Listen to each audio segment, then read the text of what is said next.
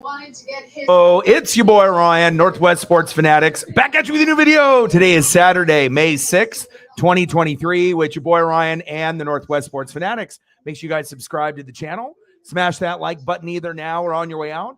Donate to your boy if you can. Cash App, $ ORIONNWSF, or the YouTube Super Chat right here. We got WWE Backlash 2023 live reactions and watch party with your boy Ryan and the Northwest Sports Fanatics. So we're going to get started here on Backlash here in about 2 minutes. So everyone get settled in and get ready. And it should be, based on the card doesn't look like it's going to be, a 8 or a 9 or a 10 card. If anything, the card looks a little light on paper.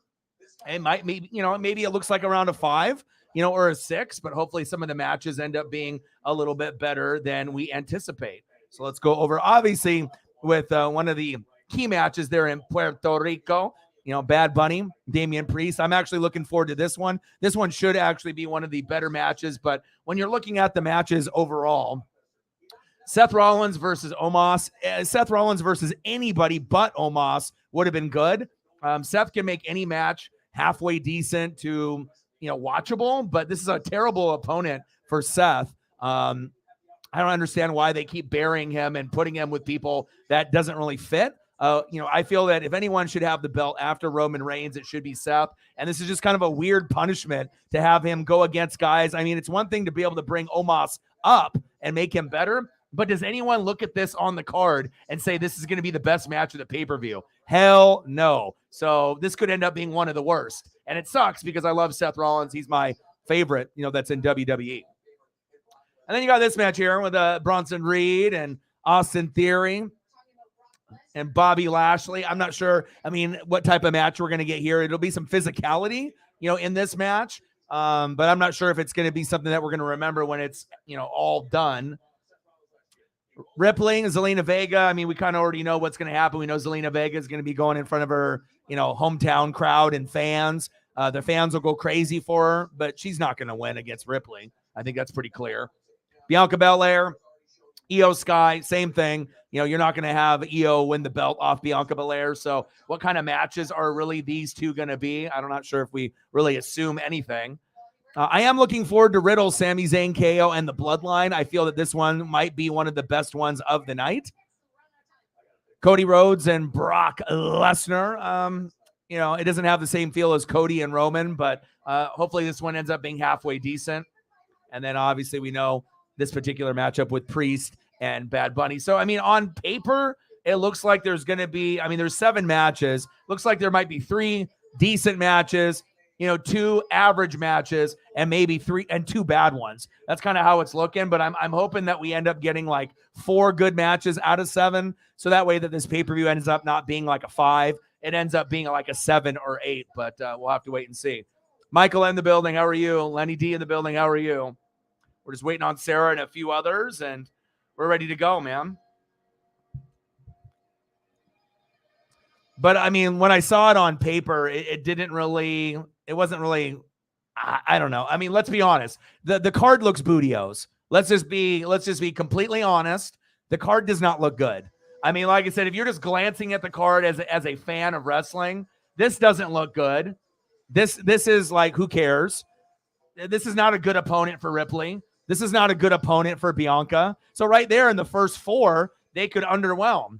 Now, on paper, when I look at this as the visuals, this looks like it'll be fun to watch. This one will be pretty good, you would think, as long as it's not a squash match, Brock Lesnar, 5 minutes, and then you're done, Cody.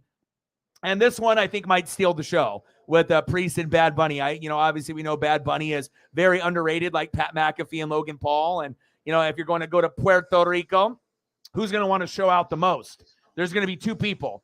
Zelina Vega, to be able to show that she can hang, and then obviously Bad Bunny against Priest. But, when I'm looking at this has potential to fail. This has potential to fail. This has potential to fail because the opponent isn't good enough, but the crowd will be into it because Zelina Vega, in front of the Puerto Rican fans, I get it, right? So there's going to be energy there. But as far as is there a chance that Vega would actually win? And the answer is no. So that kind of kills it for me right there. But again, the energy of the crowd will help this one. Probably I mean, there should be some intensity in this and some physicality, but I don't know. It's going to be hard for me to get into this one. This one, I mean, I wish it was a better opponent for Ripley. Same thing goes here, but I do like Io Sky, though. I think Io Sky is more an actual wrestler than Vega. Vega is more like kind of a manager to me, not really a wrestler. Io is the real deal, but obviously against Bianca Belair, you already know they're not going to be dropping anything at any point to either opponent. Wish the opponents were a little bit better. And I think this is the one I'm probably looking forward to the most right here, the 3-on-3. Riddle, Zayn, KO versus the Bloodline. I'm not really a fan of Brock Lesnar matches in general, to be very honest with you. They're kind of boring to me, but he is a name and he is a presence, and he's not fucking Goldberg. So even though he's like an old school guy, he still is a draw. He still is exciting. The crowd still gets excited when they see him. So we'll see if they have some good spots, and if hopefully it lasts longer than 5 minutes. And I think this is the one I'm looking forward to watching the most. This one right here and this one. I think these are my two favorite. I hope that this is good, but I'm not going to hold my breath. And then I hope at least one of the women's matches holds their own. No expectations here, but I know there'll be some cool sets and physicality. And then this one has a potential chance to bomb. But you know Seth is going to bring it. So Seth normally doesn't have bad matches no matter who he goes against. So maybe it's just one of those tests that Seth can literally wrestle anybody. Even like, you know, it's like pretty much putting Seth with Omos. It's like Seth versus the Big Show, Paul White. Like, what are you going to do with this? Like, no one wants to watch this in 2023.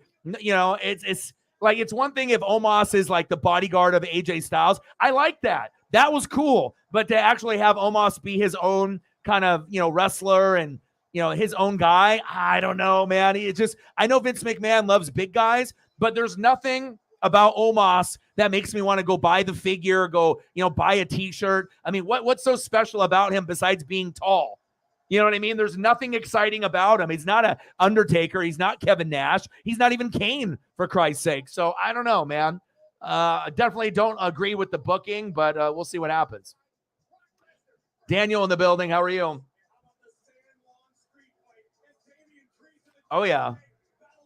But we're here. And even though, you know, I have to be critical, you know, about obviously, you know, wrestling, because I mean, if you've been watching as long as I have since, you know, 1985, I've seen the birth of the, you know, Hulkamaniacs. I've seen the birth of, you know, a bunch of the greatest factions ever created, you know, NWO, DX, obviously Lenny D will say Bullet Club, you know, but I don't know, man. It is wrestling in 2023. I mean, they might be able to do pretty good, you know, for the big pay-per-views, but for these like intermediate ones that are in between, they usually don't pass the test. And obviously they're in Puerto Rico here.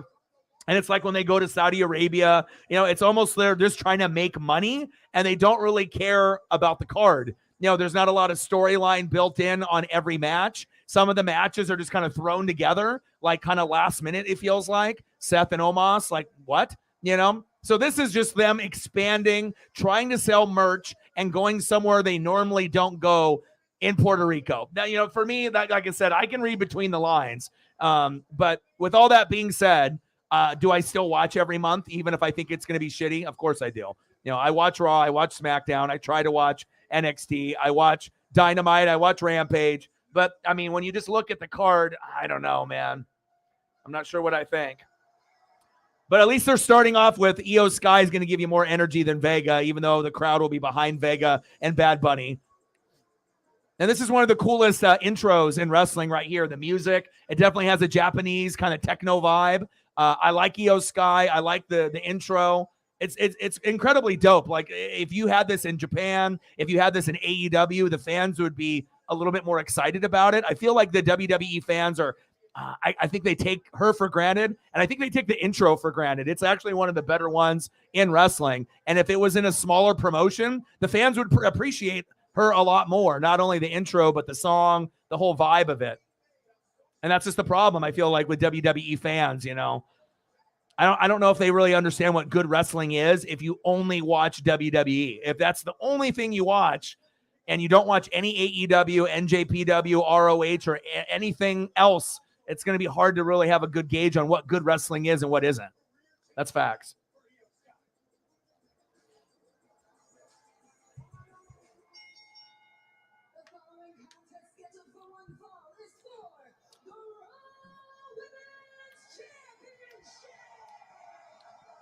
I mean, it'd be really cool if like they actually had some surprises and they, even if it was just temporary, you know what I mean?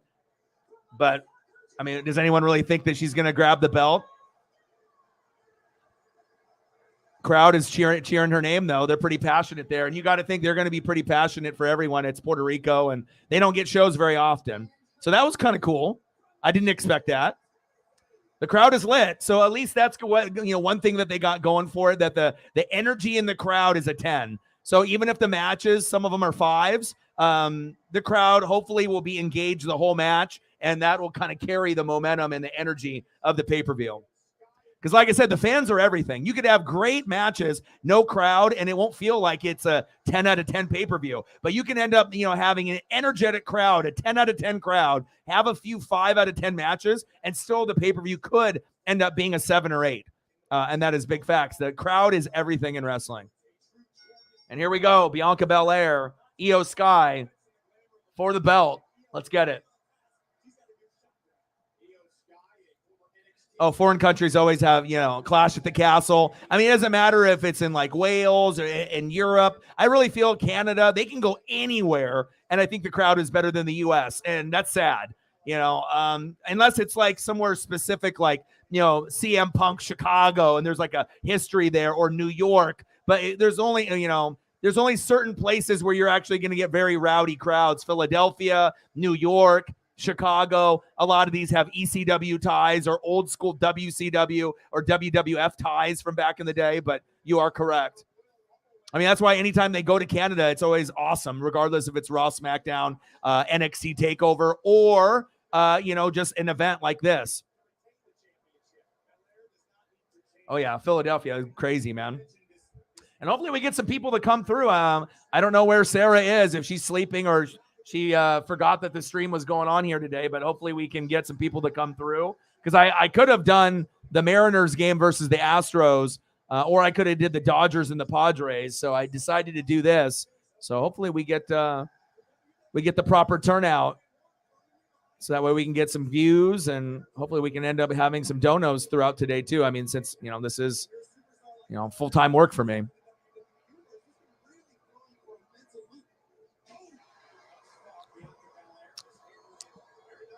All right, Bianca.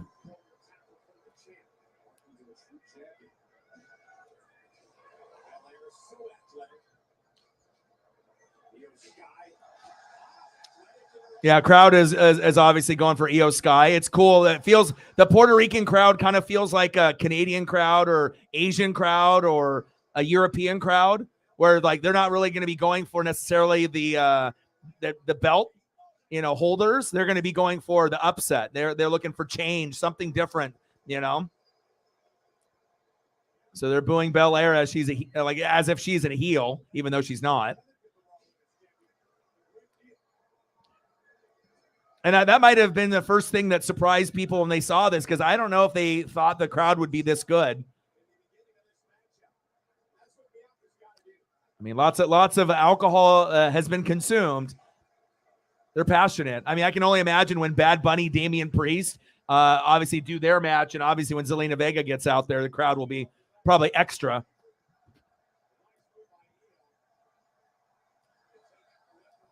But this is cool. Like, they're clapping like it's like, I'm watching like a Japanese match or something.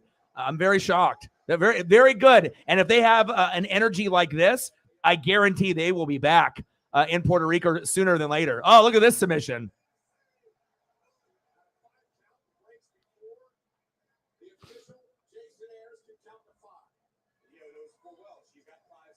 Well, the NWO isn't even old enough. I mean, because that's only from like 20 some years ago. I mean, if we're talking like old WWF or WWE, you got to go back to like the 80s and 90s. And NWO, Black and White, and Wolfpack wasn't really a tag team. That's more of like a faction. Unless we're talking like the Outsiders, if you're going that route, with Scott Hall and Kevin Nash.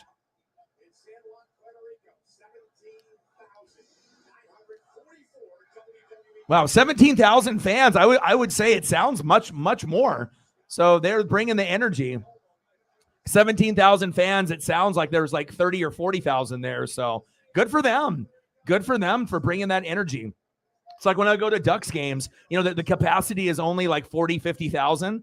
And they're always in the top 5, as far as noise. And the only 4 schools that are typically ahead of Oregon and Autzen Stadium are stadiums that have 100,000 capacity, like Ohio State. So, even though the venue might be smaller, each person is, voicing their energy, and you can feel it. And I like that. Mike in the building. How are you? What's good, bro? Oh, yeah. Well, I like it. Well, is it really more they're on Belair, or they're just wanting, like most wrestling fans, a change? Something new, something different, something unpredictable. Yes, we know Bianca is the face of the company, typically with like a Charlotte Flair and now Rhea Ripley. Like, we already know what you're doing. You're doing like the Roman thing, with these ladies, and we know that these are the best. But when it comes down to an opponent, it can't be like an Alexa Bliss or a Zelina Vega. And I don't even want to put Alexa Bliss in that category, where you just know that the other person has zero chance of winning ever. You know what I mean? But with Io Sky, I feel that she actually gets respect, for being a Japanese, wrestler. And it's just kind of sad that like Shinsuke Nakamura and some of these other ladies and Asuka, haven't really been. I mean, imagine if Asuka's energy in the building. And I don't want to say Io Sky's a poor woman's Asuka, because she does like high flying and she has a different type of style. But I've always liked Io Sky. I've always liked her style too.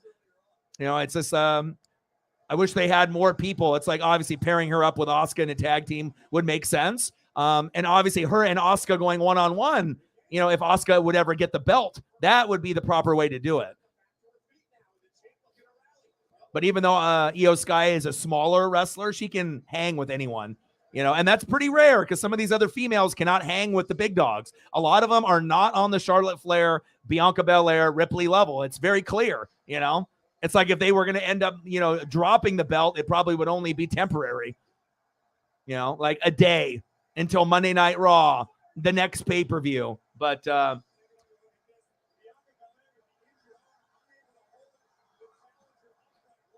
you did some hog hunting? Oh, nice. Odin in the building. What to do? Yeah, of course, Io. Like I said, when I was looking at the card overall, I was like, this card kind of looks like shit, So I looked at this. I was like, okay, I Bianca Belair is going to win, but I do like Io Sky, right? Ripley's going to beat Vega, but the fans are going to go nuts. And anytime you can go in front of a Puerto Rican crowd, if you're Zelina Vega or Bad Bunny, the energy is going to be there, right? Whoever came up with this on the card is a fucking idiot. Seth versus Omos is like Seth versus Big Show, or Goldberg. No one wants to see this. It is why they keep punishing Seth. He should be the one that has the belt after Roman or the new belt, right? This one, I don't know. I think like you look at it on paper and it looks like it could be pretty good. There's going to be a lot of physicality, here. But will we remember the match when it's all said and done? I'm not sure, but it should be physical. Right? This one right here looks like it could be good. Riddle, Sami Zayn, KO, the Bloodline. If this isn't a squash match and it's a normal match, this one has potential. But anytime Brock is in a match, it usually ends up being like 5 to 7 minutes and it sucks. And then this one I think might steal the show with Damian Priest and Bad Bunny. The energy with these two, it could be this one could be the best match of the night, possibly. But I think this one has potential. This one's got potential. If this one goes longer than 10 minutes, it could be potential. The crowd will get into some of these matches with the females. And then even though this one looks like it's the worst one on the card, which it probably is because of Omos, but maybe Seth will, make that match not the worst one. Because, as great as Seth is, it just depends on what he does. If he sacrifices his body and puts himself into some certain spots. But the booking is terrible. Nobody wants to see someone that's athletic, one of the top 2 guys in the company, Seth Rollins, going against a Big Show, Goldberg, Omos. It's like even if you put it with Kane, if he was still wrestling, no one wants to see that. A little or medium-sized guy versus a guy that's slower, and it's not even Kane. Even Kane, Undertaker, Kevin Nash, that would be good. Omos, he's better off as a manager. Him as a wrestler, Vince McMahon might believe, but No one else does. I think that's facts.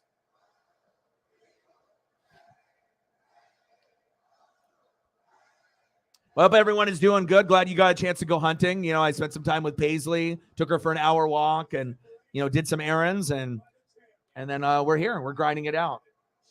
Thank you, Odin. I appreciate that.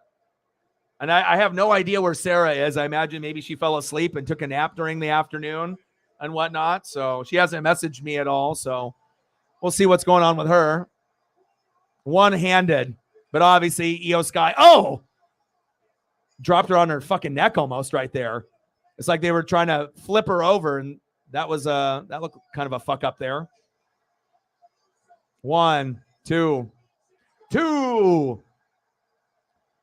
And obviously, with one hand, Io Sky has her hands on the shoulder and legs, so she's obviously helping. It's not just Bianca Belair, and that was kind of an awkward throw down there off the slam. Like, it almost looked like they were trying to flip them, and then at the last second just was like, I'm going to dump you. You got to be careful doing that. That's when wrestlers get landed on their neck and shit, and it gets decompressed, and they have fucking, a spinal injury. That was a bad landing.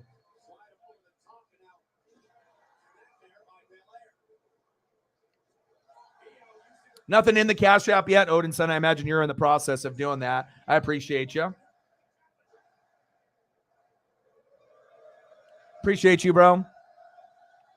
Yeah, it hasn't showed up yet, but I imagine it will at some point.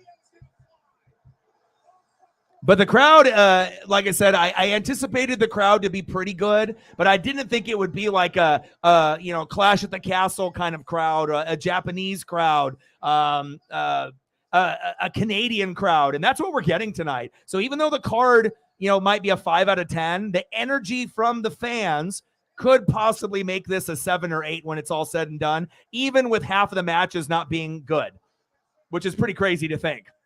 Like, you might miss on 3 matches, hit on 4, but the crowd was so good, you'll give a free pass to maybe some of those matches. But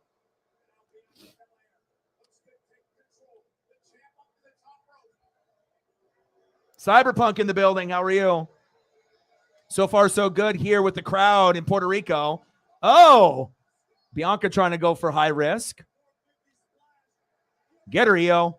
Yeah, it would be really cool, even if they, just to surprise the fans, if you did have, like Io is more deserving than Zelina Vega, but if you ever have a female, win the belt, and even if it's just temporary, just for like a night or like a week, just to at least give that other wrestler some shine. But the way that they've been doing it lately, they want to do it based on how long that they're going to be able to, have these reigns. And obviously we might have Roman beat Hulk Hogan's, overall record, which would mean he wouldn't drop the belt until the fall of 2024.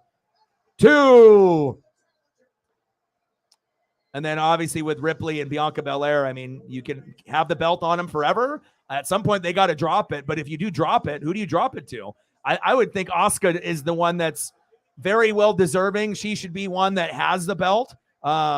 She should have already had a belt and had a nice little 6-month run or longer. In my opinion, she is on the same level to me as Charlotte Flair, Bianca Belair, and Ripley. Asuka is. But I feel that the wrestling community doesn't treat her like that because she's Asian, she's Japanese. Like, I don't know. It's just like I feel like certain people get a little bit more love, but it obviously is all political. We know that, on who they want to have the belt and whatnot. But it's very cool to be able to see some of the foreign wrestlers actually get some love and opportunities. Sheamus, another one that, for all the years that he's been, grinding it out, it would be cool to be able to see him have a run at some point, but there's just so many wrestlers. I'd rather have Drew McIntyre have the belt again. And I feel that's another person that needs to have the belt with fans. Having the belt with COVID, that's nothing. He didn't even get to experience the energy. It was a bunch of those fucking cards and digital monitors. He didn't get to feel that energy. And I don't know if we're going to see Drew, with an opportunity again anytime soon, but I hope they do. I mean, even if it's only for a little bit. And obviously we know Walter, we already know what's going on there with Imperium. He's next. You can already tell. You already know that that's going to be the next big thing at some point. All right, Io with a high risk here.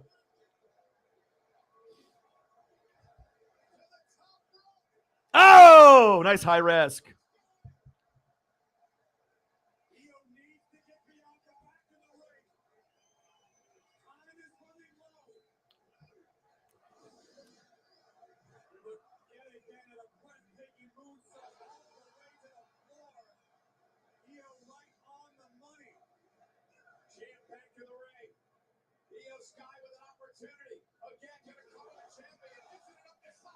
Two.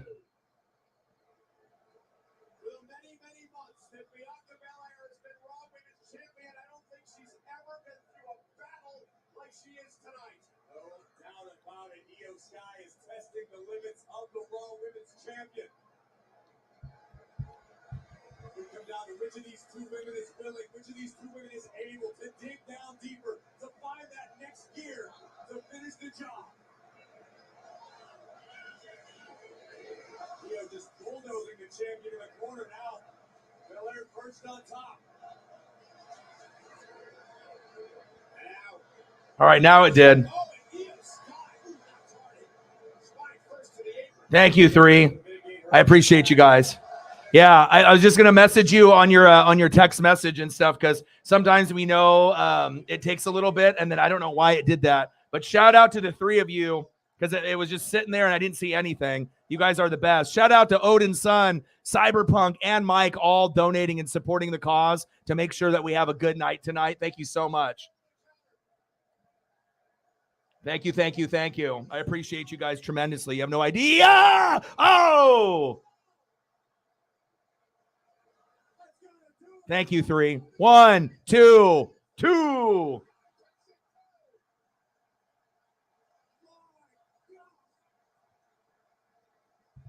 I got 3 to be able to post here in just a second. Thank you, guys.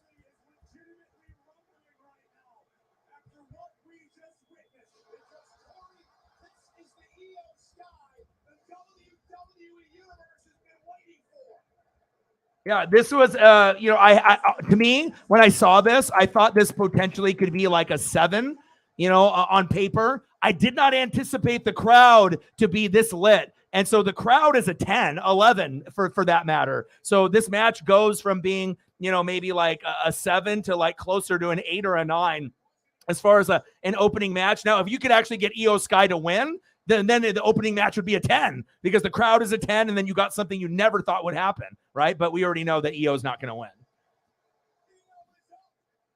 Happy birthday, Dakota Kai. I think she's 35 today. Here we go. 1, 2, 2. Odin's son with a $50 dono, baby. Appreciate you. Bang, bang, bang. Boom, boom, boom. Bang, bang. Appreciate you. I'll get you some photos if you're going to be able to stay here in a minute. Cyberpunk says, I'll match that. Thank you. Oh, you got all the cheating. You got to have damage control jump in. Cyberpunk with a 50. Bang, bang, bang. Boom, boom, boom. Bang, bang. Thank you so much, Cyberpunk. I appreciate you. And Mike is getting in on the action as well. Thank you, Mike. Here we go.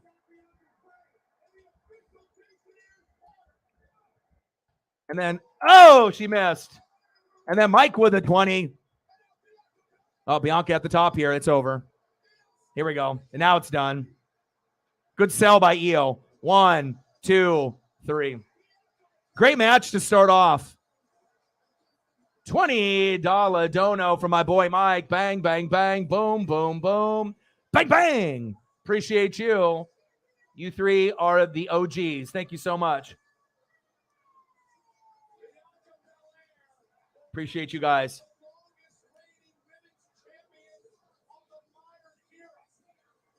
All right. Looks like Sarah is maybe just waking up or was busy. She's coming in here pretty soon, it sounds like. Now I got to give my thank yous. Mike, thank you. Odin's son, thank you. And Cyberpunk, thank you, brother.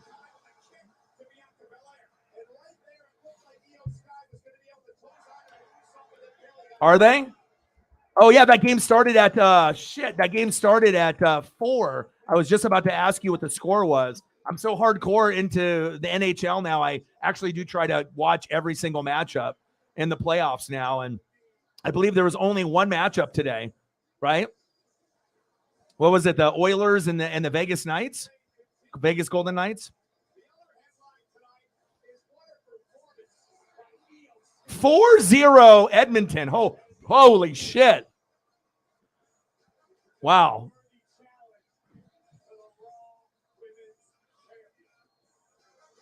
Well, I mean, to start off the pay-per-view with this rather than this, you know what I mean? Like, that was a smart move to start it, start it here. And if we're going to grade that match as far as the energy of the crowd, now, if the crowd wasn't into it, this would have been probably like a 7 or 8 of a match. But since the crowd was so juiced and gave you that energy, I feel that opening match was like a 9. I don't know what you guys think as well. I mean, if we got a belt change and Io Sky would have won, I would have given it a 10. But based off the crowd, it bumped that up about 1.5 stars and brought it up to a 9 instead of maybe a 7.5 if the crowd was just lazy and they weren't chanting and they weren't into it. So it shows you can have a match that ends up being like a 7.5 or an 8, and then it can improve to a 9 or 9.5 just based off crowd emotion. So, oh, wow, look at this. I mean, the crowd is going to go so crazy for Bad Bunny, man. And I do like Damian Priest a lot as well. Sarah's in the building. How are you? We got one from Cyber. We got one from Odin. We got one from Mike. Oh, okay. Yeah, I thought maybe you were napping. Like sometimes that's what happens with us. We're grinding almost every day, and then all of a sudden we sleep through the alarm a little bit. And but normally with WWE pay-per-views, usually you're on it. Where did you guys go eat tell your dad happy birthday? Where did you guys go? Did you guys go to a restaurant, or did you guys just make like a meal at home and you guys just spent time with each other at home?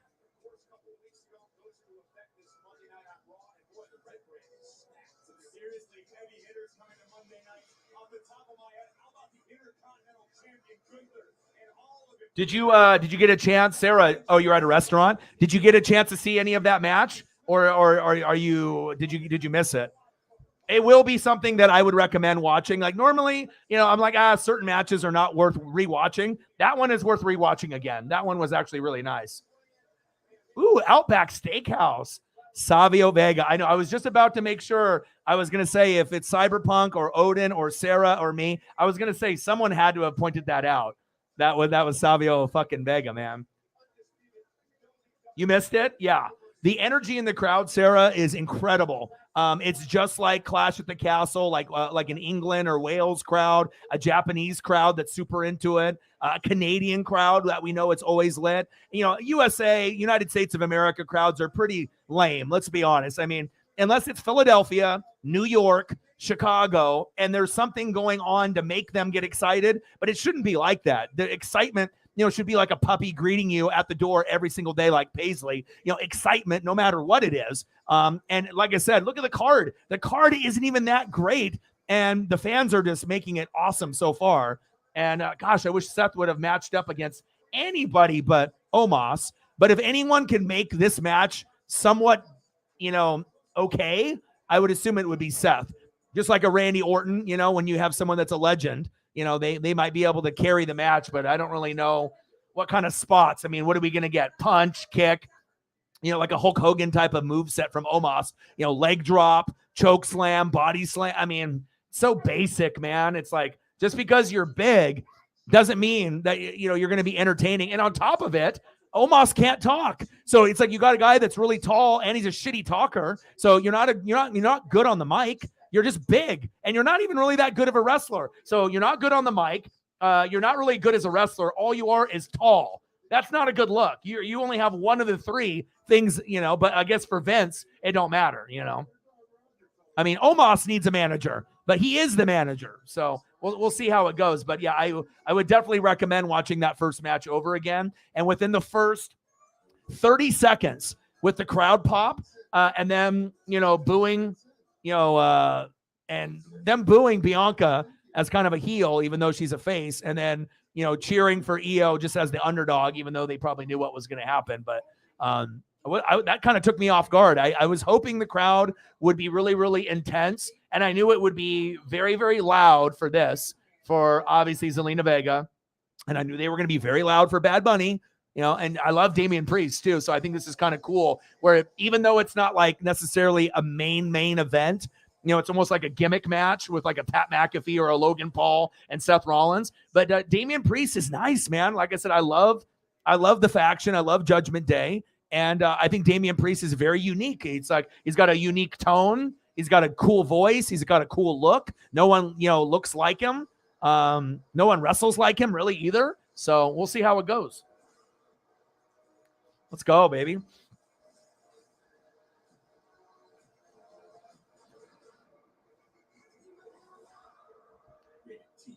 Yes, we did break 100 based off your guys' generosity of the three of you so far. So I appreciate that very, very much. It means a lot. And I to be honest, when Sarah didn't show up and then we didn't have too many people in the room, I was like, I was like, did I choose the right thing to do with, the prep and everything? It's like, should I have done the Mariners and Astros game with Marco Gonzalez pitching? Should I have done the Dodgers and the Padres? Even though Clayton Kershaw got rocked yesterday and Tatis went off with a couple homers. But I was like, you know what? Eventually people got to, figure out that, we never miss a WWE event ever. We're going to do it every month, regardless of what event it is or how shitty the card looks. And then every once in a while, I'll pay for AEW, but I'm not going to do it every pay-per-view. It's like usually one or two a year instead of the 4.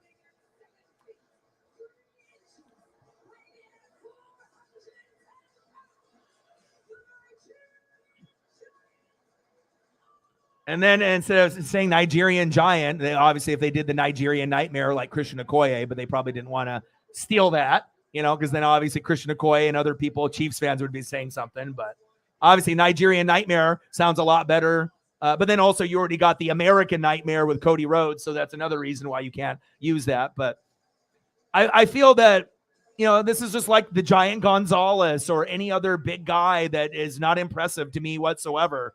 Not a good talker, not good in the ring. You're just tall.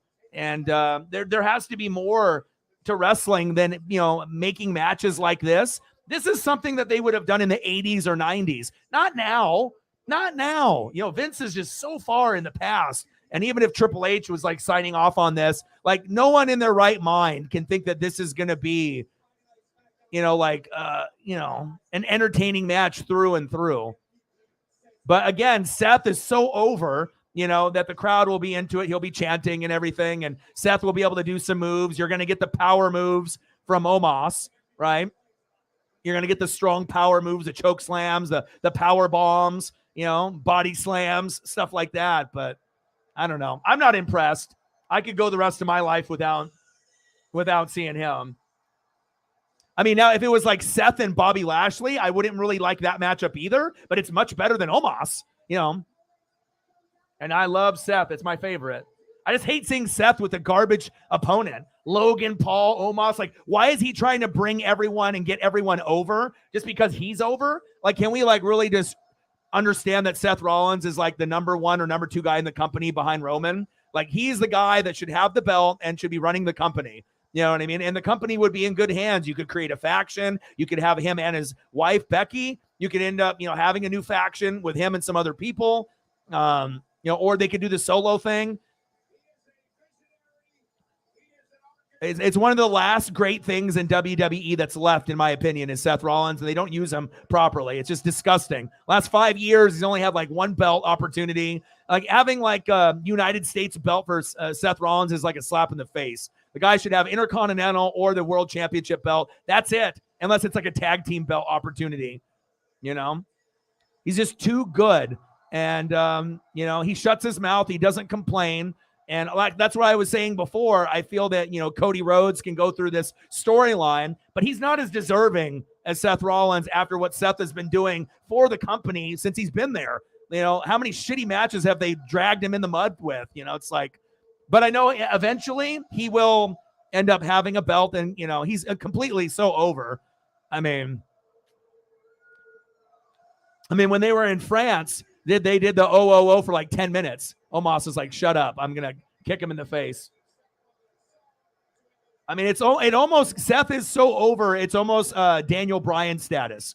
And that's pretty rare to have Bryan Danielson, Daniel Bryan status with the yes, yes, yes, team hell no, and no, no, no, yes, yes, yes. Like, so over in every place you go.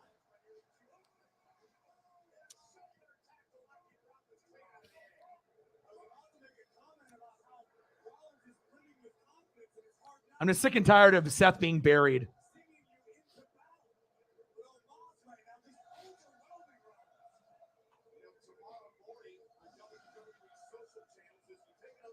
Yeah. Well, it's not only that he knows how to control a crowd. To me, there's certain people that never have bad matches. Seth Rollins, Randy Orton, AJ Styles. When's the last time you've seen either of those three guys ever have a match where you're like, oh, this sucks? Like, this is not, you know what I mean? Regardless of the opponent, like, these guys are legends. Like, to me, those are the top three, you know what I mean? Like Roman and like the bloodline, you can do storyline all you want. You know what I mean? But if you actually are looking the guys that are the best on the mic, the best athletes, the guys that are going to be putting on the best matches, I find it really hard to find a healthy Randy Orton, a healthy Seth, and a healthy AJ Styles, that there's going to be anyone on the company that can be on that level besides maybe like a Kevin Owens, who I love as well, who's in my top five. Obviously I like what they've been doing with him and Sami Zayn and whatnot, and I love that Sami got a chance to be able to talk and actually make a name for himself after all these years.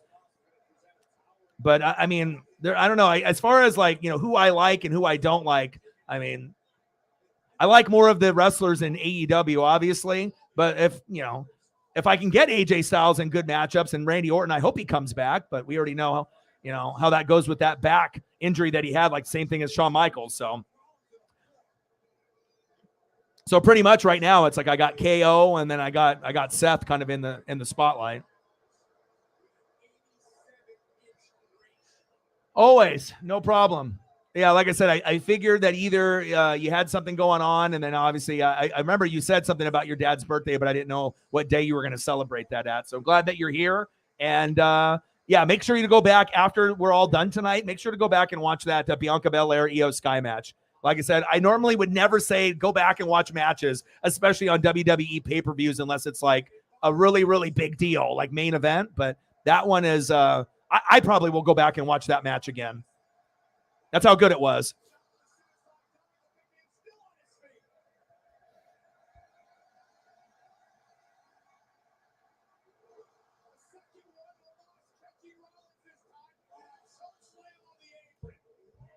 Mike with a 1986. Thank you, Mike. $5 holla. Bang, bang, bang. Boom, boom, boom. Bang, bang. Appreciate you. Thank you so much. And if there's any photos when we have a little break in between matches, I can take care of you all that have donated. I appreciate you so much.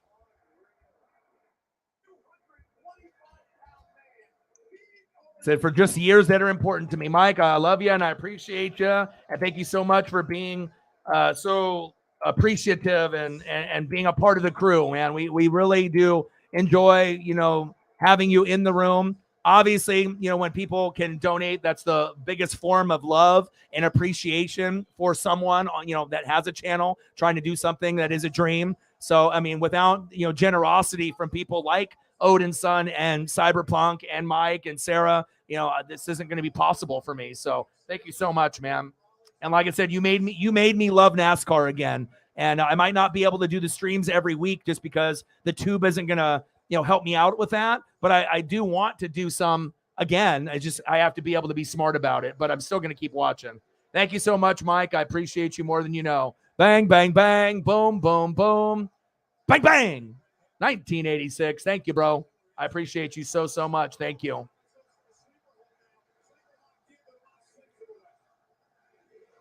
Oh, no problem. He said, for I owed you for game 7. $20 holla. Thank you, Odin.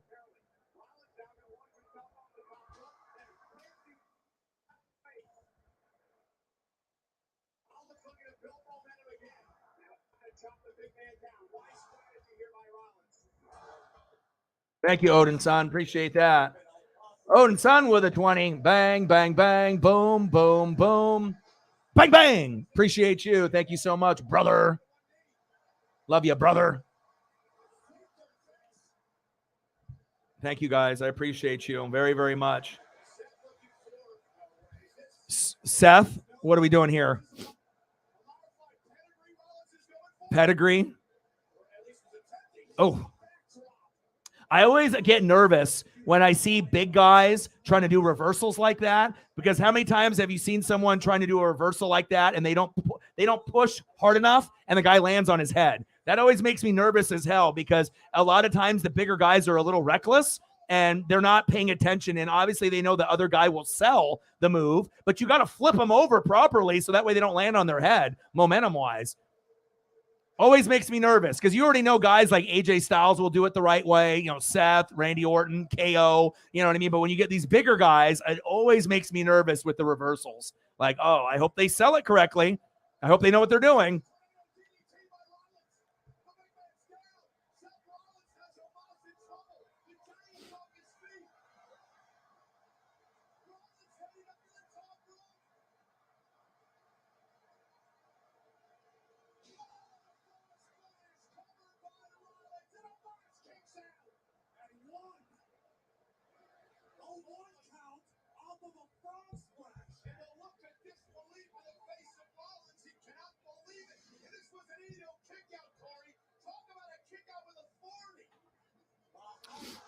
Look at that height from Seth. It ain't Eddie Guerrero and it ain't RVD, but obviously, Eddie Guerrero is in heaven. He's in wrestling heaven. So love Eddie. Shout out to Eddie Guerrero, one of my favorites of all time. That'll never change. And RVD was the best with the 5-star, the height that he got, and just the way that he sold everything. But Seth gets a little bit of air. Just would have wondered what would have happened to Seth if he never had the knee injury. He was a lot more high flying early in his career, if you remember, than kind of towards the end. I mean, he still does some high flying stuff out of the ring and whatnot, but the insanity level of the moves that he would try to do early in the career before the injury was crazy. He said, I'm going to try to do the stomp. And Omos is like, my neck is too strong. Oh, you want to choke slam? I'll give you a choke slam from Nigeria. 1, 2, 2.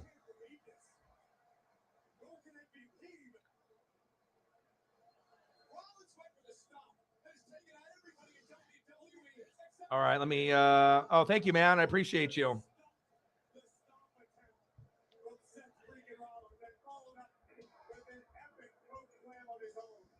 And I appreciate it, because every dollar counts, man. Some streams will be, over 100, sometimes over 2, and then we'll have others where we'll be like under 50, under 30, under 20.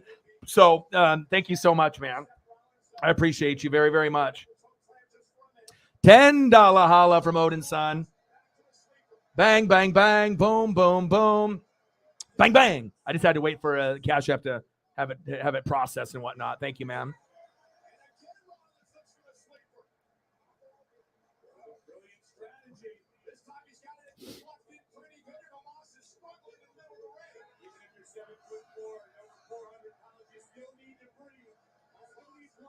I feel that if you didn't have someone that was so over in this match, then it's almost like unwatchable. But just the fact that Seth is so over, Bryan Danielson, Daniel Bryan, that, it's like, well, this isn't ideal body size and athletic ability. Can they actually sell each other's moves? Obviously, Seth can do anything, but it's just a weird pairing. I don't think anyone looks at the roster and says, yep, this is a perfect matchup. Said no one ever. You know what I mean? The coolest thing about Omos might be his wrestling gear. Other than that, I'm not really sure, how much I really think this matchup is great. Right there. Bang! Super kick. See you later. Some Hollywood Hogan. Okay. Oh.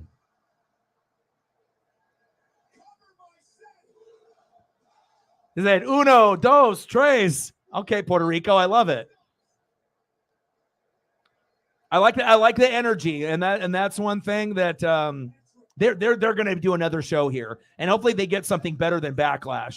Update: Game 2, West second round NHL playoffs. There's only one game tonight. The Oilers from Edmonton are up 5-0 on the Vegas Golden Knights. Holy shit! And Vegas won the first game. Unbelievable. Someone came out mad. My goodness. And isn't that who Seattle would have to play if they got past Dallas as Edmonton? Oh, no. Finley in the building. How are you?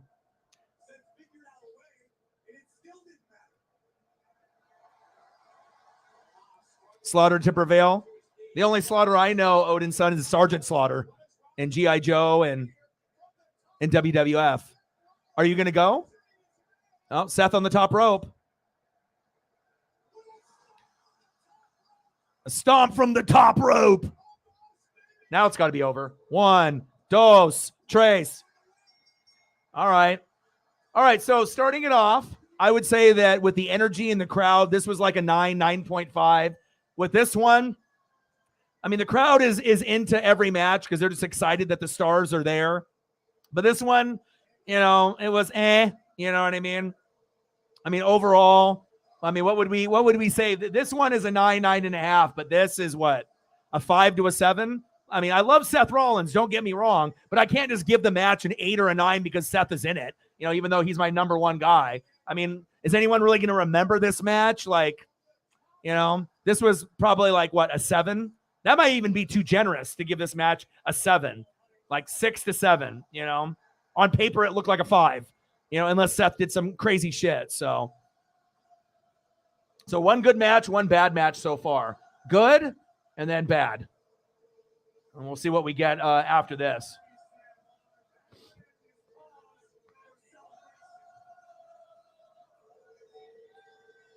Yeah, but I'm thinking like a 6 or I don't even know if you can give that a 7 because I think that like a 7 could possibly be like this match, you know, depending on what happens. Like I know I love Ripley and whatnot, you know what I mean? But there's potentials for 7s here. And then if this goes under 5 minutes, you know, what are we going to think about this? This one should be fantastic, an 8, 9, or 10. This one should be an 8, 9, or 10. If this goes over 10 minutes, this can be an 8 or 9. If it's under 10 minutes, then probably like a 7.5 or lower. And then this potentially could be a 5, 6, or 7, unless Vega can hold her own. You know what I mean? Now, everyone knows Ripley can do her part, but what is Vega going to do? I mean, the crowd will be rooting for her, but what are you actually going to be able to do in the ring? You know what I mean? As a kind of a little wrestler like that, like she's going to have to give her best performance probably ever, honestly, on this big stage. So what'd you say, Lenny, a 6? I agree with you. Because like I said, as I think about it, 7s aren't terrible matches, you know, but 5s or 6s or, you know, so I would say it looked like 5 on the card. And then that was a little bit better than we thought because the crowd made it a little bit better. And there was a couple spots there from Seth. So 9.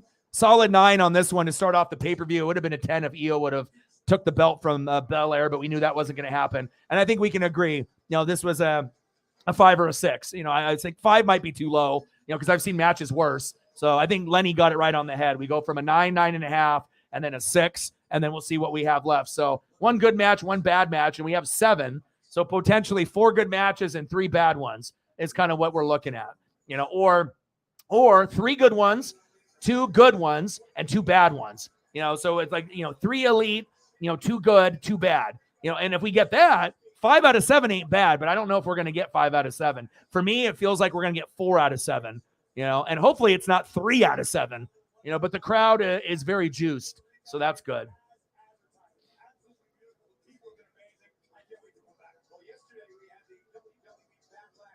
All right, let's get some, Sarah wanted some Hollywood Hogan. I got Hollywood Hogan here in front of me with Scott Hall with the spray paint and the guardrail.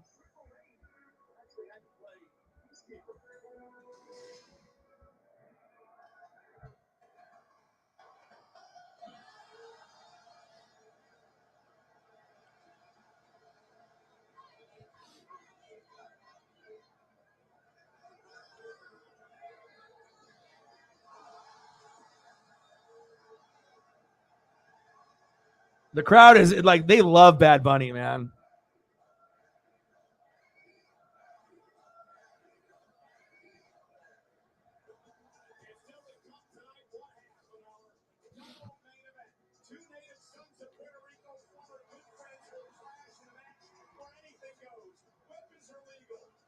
rules are thrown out the window. It is a sandwich street fight between Damian Priest and Bad Bunny here at Backlash.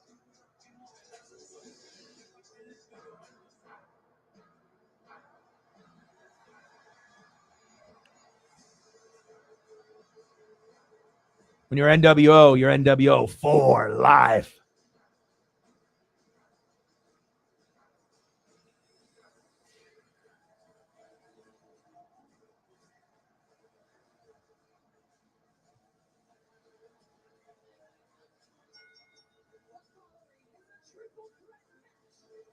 Lashley's music, kind of like EO Skies.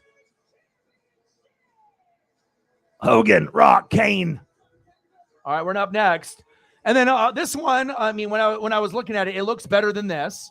This one looks like it could be even better than this one unless Vega steps up. This one, I actually think could steal the show. This one could be one of the ones where you're not going to probably remember it after it's all said and done. But as far as like spots in the match, it is a triple threat. So there's going to be some power moves, some physicality, maybe some, I don't know if there's going to be weapons involved or, the guardrail, chairs, the steps, but it just feels like the physicality in this, Bronson Reed, Bobby Lashley, Theory, hopefully they have a couple good like double team moves where they work together to do some like double team suplexes or inverted moves. But this one looks like on paper, it could be a 7, but it has potential to be an 8 or 9 if they, hit it out of the park. You know what I mean? Like, will it be a 9? Not likely, but it could be a solid 8, 8.5. But if it ends up being a 9, then all three are going to have to give like a 9 or 10 performance to get it to that point, which it is possible, but we will see.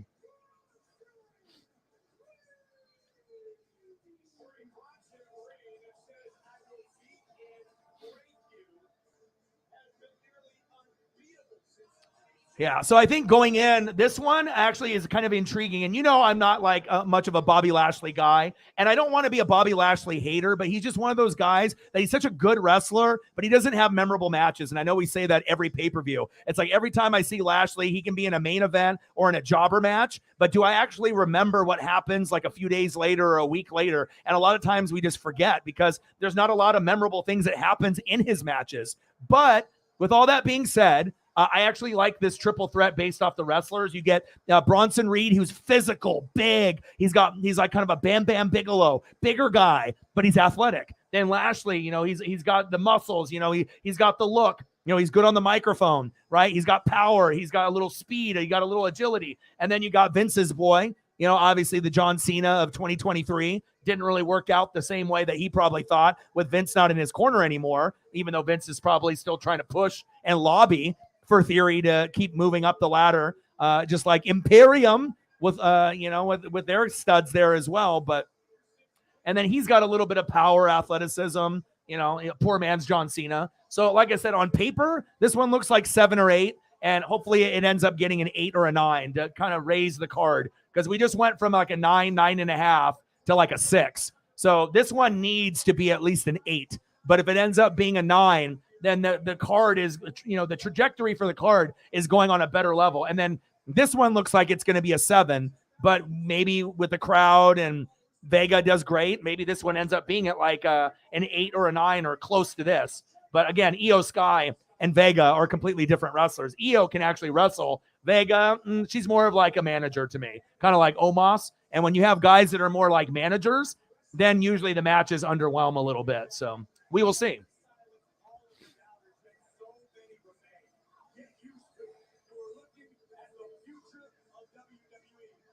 Finley's in the building. How are you?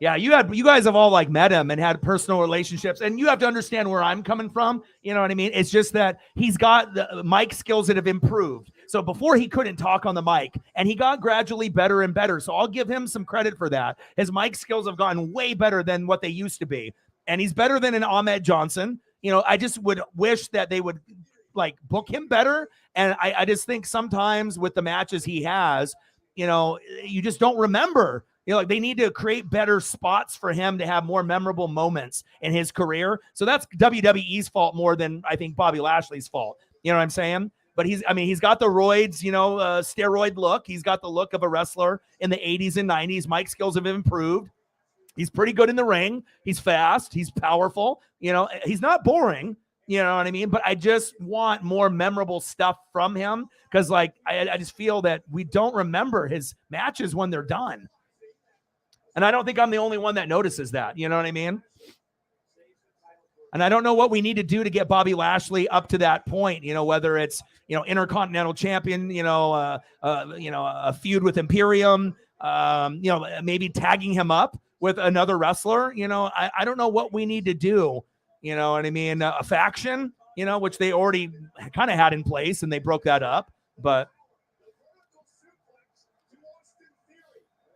he's like, Bobby Lashley is a guy that is like, intercontinental level, you know, heavyweight championship level. He's like up there, you know, on the intercontinental belt level or the world championship level. He is, you know, so he's up in the upper 10% of the wrestlers. But I guess it's just about, you know, getting the right booking and the right opportunity. You know what I mean? The right opponent. Like, I would like to see Lashley, like, in a fatal four-way with, like, Lashley, Sheamus, Imperium, you know, and like Drew McIntyre, kind of how, like, they had that triple threat with those big guys. Throw Lashley in that mix with the four. Then, you know, you might be able to have a little bit more come out, but it's probably hard for them to be able to pair up Lashley with a proper opponent, too, just based off his look and size. But he ain't no fucking Omos, I'll tell you that. Yeah, and that's cool. It shows that he's actually, like, you know, not this big ego guy, you know. That's very cool. Yeah, I think you told me about that story.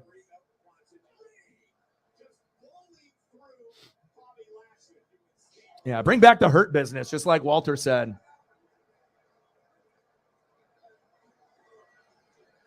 Finley had to go back into the memory book. He's like, oh, let me look. He's like, Great American Bash in 07 and Reigns and Extreme Rules in 2018. But you know what I'm saying? Like, I'm not trying to be a hater, because for one of the guys that is maybe a top 15 guy in the company, like, you would think he'd have more memorable matches, but they don't really give him the belt that often either. You know what I mean? And sometimes they give him kind of shitty opponents and whatnot. And let's be honest, sometimes with Lashley, he's not going to be everyone's cup of tea. You know, even though his mic skills have gotten better, not every person is gravitating towards Bobby Lashley and is about what he does in the ring or out of the ring on the mic. You know what I mean? Like, he doesn't have the aura like The Rock or anything like that, but he definitely has the look. You know, there's no doubt about that. Yeah, maybe that's just my thing. I want him to be booked better, and I want just better opportunities for him.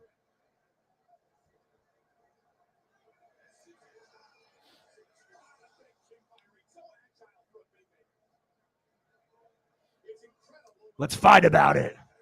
Like, I'm trying to think, like, what would be the best matchup, you know, for him. Oh, whoa, high risk. That was awesome. All right, Reed. And like I said, I always, you know, it's one thing when you get guys in wrestling that are more like Seth Rollins size, or you get guys that are roided up, you know, and they've done all those steroids and supplements, and they look like an 80s or 90s wrestler, you know, like Bobby Lashley. But for guys that are a little bit chubbier and thicker, that kind of have like a Rhino from ECW look, you know what I mean? But sometimes guys that are a little bit thick, maybe a little chubby, a little overweight, you know, sometimes they're more entertaining than the guys that have the ultimate Mr. Universe physique, you know, with like Reed. You know, because like you said, because sometimes you get guys like that are a little bit thicker, but then they do shit off the top rope and you're like, no way, you know? And then you get those memorable moments because you think that they're too chubby to do the move. And then they're like, oh my God, these guys are way more athletic than I thought. Like Kevin Owens isn't as big as Reed, but he surprises people on the daily on how quick he is, even though he's kind of a thicker wrestler. And that's why I like Owens a lot. Fantastic on the mic, but he's way more athletic than anyone ever anticipated.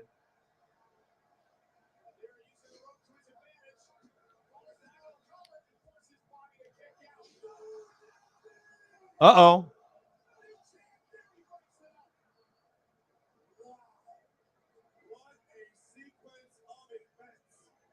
He said $25 from Odin's son from my brother till we take Jameson shots in person. You know we will. Absolutely. Appreciate you, brother.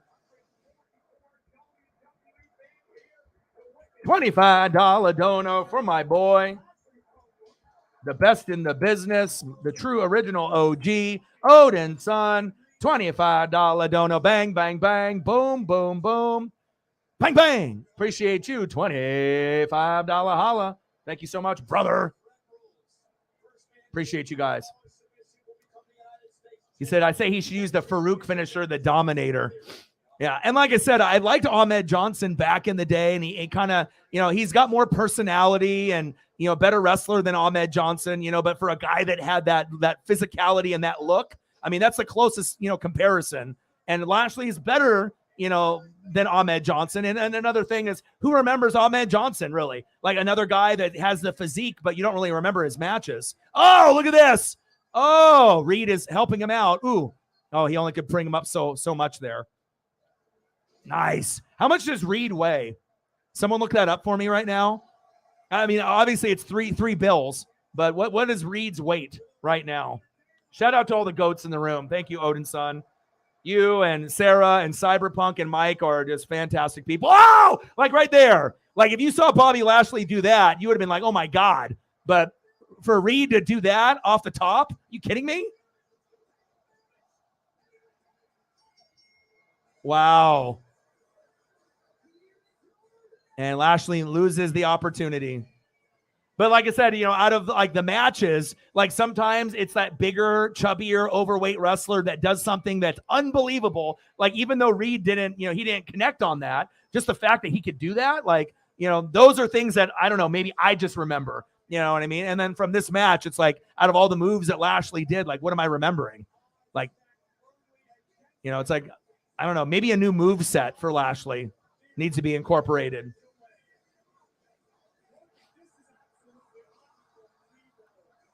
Yes. And you know how much I love the bigger guys too, like the Vaders. And I mean, it's just it's a part of, like I said, just because you have like the physique, it doesn't mean you're going to have the most memorable spots in the matches.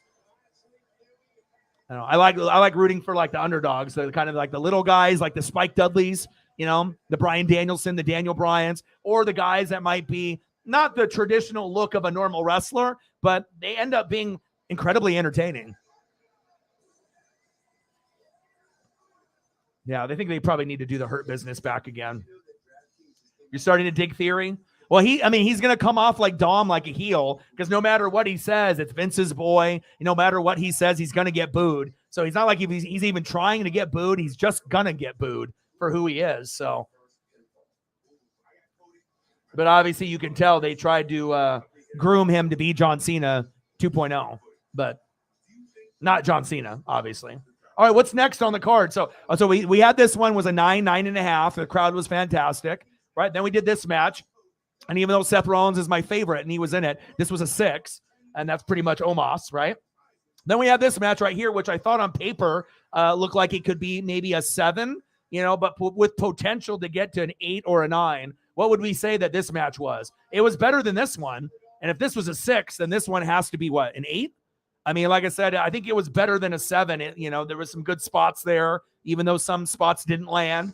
But I think that this one was, it was much better than this match, So I would say 9.5, 9.5, a 6. And then this one is, 7.5, 8. It was a little bit better than what I thought it would be, but kind of what I thought it would be.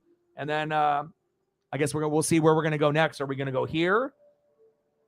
Are we going to go here? And then obviously at the end, it's going to be Cody and Brock. And then obviously this matchup. This one will probably have the best chance to be the showstopper. That one or this one.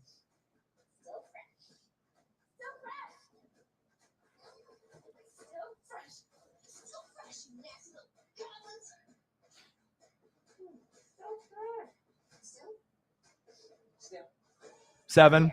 Yeah. Yeah. I mean, we have to be pretty critical on the matches. I mean, we've been watching wrestling for such a long time. Sometimes we just can't give a number higher. I mean, sometimes you want to, but you just know, what type of matches are and how it makes you feel afterwards. But the only match that you really would want to go back and rewatch is this one. This one is worth rewatching. This one's not, and this one's not. Even though there was a little bit, there were a couple cool spots in this one. So what? A 9, a 6, and a 7. And they better pray that this one is higher than a 7, but we'll see. And then I think this one has a potential for 8, 9, or 10. If this one is long, 8, 9, or 10, and then this one could be an 8, 9, or 10. So, I mean, they're getting a lot of these other ones out of the way. So we'll see how it goes.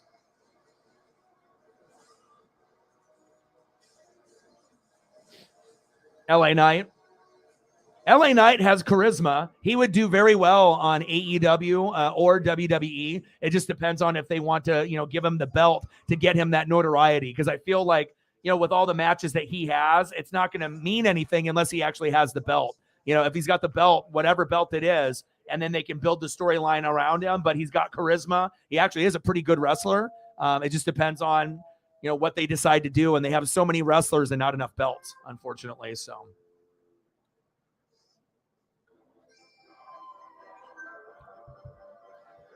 But so far, I guess it's been better than I thought in the first, this one definitely was better than I thought by a lot. This pretty much was what I thought it was. And this is pretty much what I thought it was. So, but when you look at this, I mean, I know the crowd will be cheering for Vega and Bunny, but I don't think this is a very good opponent as far as like on paper. Like we know Ripley's going to win like Bianca, but can Io Sky and what she has for her skill set, she brought it. Right? She can sell moves and she can dish it out. What are we going to get from Vega? To me, she's more of a manager. I mean, of course, Ripley is going to be able to do some of the strength and power moves because Vega is so skinny and tiny and doesn't weigh anything. So there's going to be some pretty cool moves that they're going to do. But what about Vega doing moves? Like, what are we going to get there? All right, here we go. They're getting all these matches out of the way. And then we'll probably go this after this match and then this one. And then this one. So I think I might have them in order.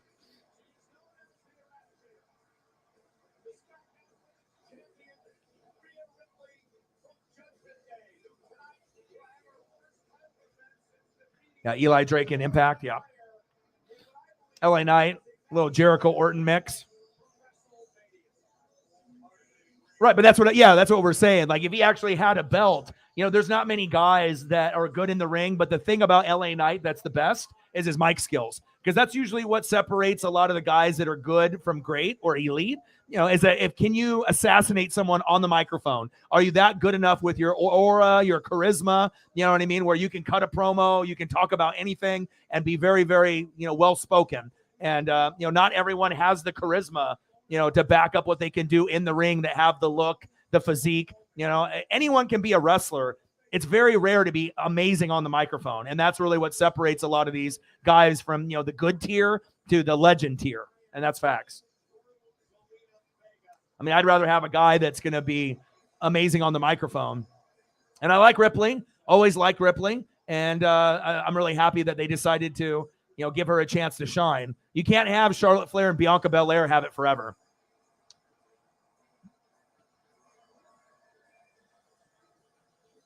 But if Bianca was going to drop it at some point, I would hope they would give it to Asuka. So that way we can get Asuka and Ripley to have a belt at the same time. At some point, I think that would be very cool. Unless you get Asuka beating Ripley for the belt. But whoever it may be. But I love Judgment Day. It's my favorite faction in wrestling right now. And if it wasn't for Judgment Day, Dom's career wouldn't be anywhere, because Dom as a face just doesn't work. If he just dressed up in normal tights and, he's not going to be anything. No one's going to care, but just the fact that they paired him up with Ripley and then they did Judgment Day, they kicked Edge out, now you got Finn Balor, Damian Priest. It's a nice blend of people. I like I said, there's not very many factions that I've liked over the years. Shield I liked, Undisputed Era I liked, and then obviously now with the Judgment Day. She's coming out with the Puerto Rico flag, of course, trying to show a little LWO. As you can see, I have in the background. I wanted to find something that actually had a wrestling ring with something that would be impactful for tonight instead of just like one of the, kind of things like this in the background. All right, let's go. This is the biggest match in Zelina Vega's career. The crowd will be behind her. It's just she's so tiny. She's so small. Her move set is a little limited. But one thing that she can do is sell. So if she can sell really well, that'll be able to take it to another level.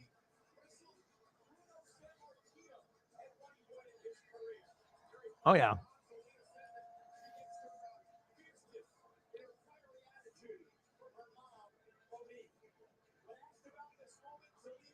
Cyberpunk in the building. Yeah, the crowd is great. And like I said, it shows you when wrestling doesn't have a crowd. When it was like during COVID, it's not a good look. You know what I mean? Football needs a crowd, baseball needs a crowd, basketball needs a crowd, soccer and hockey need crowds. But the thing that needs a crowd the most, even if you don't want to call wrestling a sport, is wrestling. The fans are everything.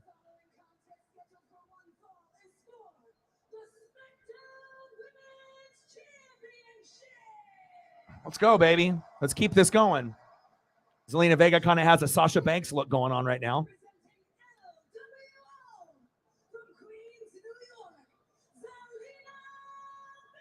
LWO, Latino World Order. And they have like pictures from back in the day when she was wearing an LWO shirt. And, obviously, with pictures with like Ray and, as her as a kid. And this is a big deal. Look at, she's crying. This means a lot. So she knows she's probably not going to win, but that's cool. We haven't seen wrestlers cry or show emotion that's real. Maybe when they win the belt, or whatever, but that shows you. It's like she didn't even win the belt. And she knows how big this match is. So the crowd will go crazy for her, and that'll carry the match.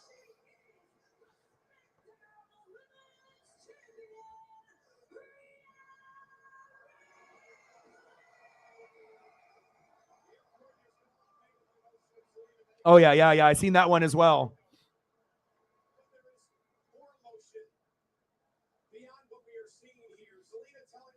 And then didn't she have someone like her father or someone in the family that passed in that too? So, I mean, the crowd is, you already knew it was going to be really, really hyphy. Once you saw the Bianca Belair match get started off and the way that they were chanting for Io Sky. But of course, when you're going to get someone that is representing where they're at, they're in Puerto Rico. I mean, what you're going to get here and what you're going to get here, I mean, the noise is going to be. I just hope that Zelina Vega can hold her own, with all these emotions in place. You got to sell. You got to be able to, do some offense as well. And we might end up seeing Vega's best performance in WWE ever tonight. I'm hoping that we get a good performance here. The crowd will be obviously into it. I love it. And like it shows you, when you have an amazing crowd like in Canada or Clash at the Castle, in Europe or Japan or wherever, and you compare it to when you watch Raw, SmackDown, or pay-per-views in the United States, it's a shame. Like, I feel like the United States fans, right? Chakla, they take wrestling for granted and they don't get into it. But obviously some of these places barely ever get, WWE or any wrestling, company to come to them. So obviously the energy is going to be much higher because they don't have as many opportunities. And we kind of take our opportunities for granted, I feel. She had to throw the chakla. I got some Puerto Rican friends and some Latino friends. They said their mom would throw the sandal. They get pissed off at you and you'd be running down the hallway. They'd throw it at you. Oh, what a power bomb.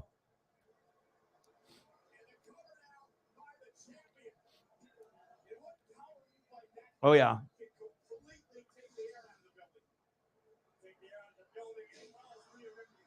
Mike with a dono for his first daughter, 1987. Thank you so much, Mike. I appreciate you.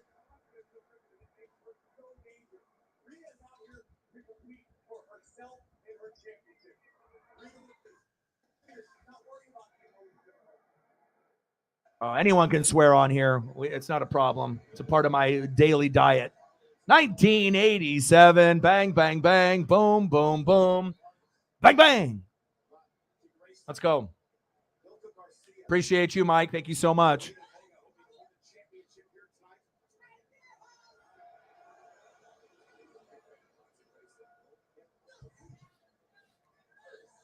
I just want to see Zelina Vega sell, and hopefully she can dish out a little bit of offense. I know she'll, she doesn't weigh a whole lot. Ripley's going to be able to do many maneuvers with her, compared to someone that obviously weighs a little bit more. I mean, Zelina Vega weighs what? Nothing? 100 pounds? Like, she doesn't weigh a whole lot, so. Appreciate all of y'all hanging out and supporting the way that you guys are supporting today. We had a little bit of a lower day yesterday, so obviously doing the Mariner game, and I can only put up with so much with Astros fans. I try to be civil as long as I can, but we had to boot out a few of them yesterday. How many did we boot out yesterday? Three Astro fans.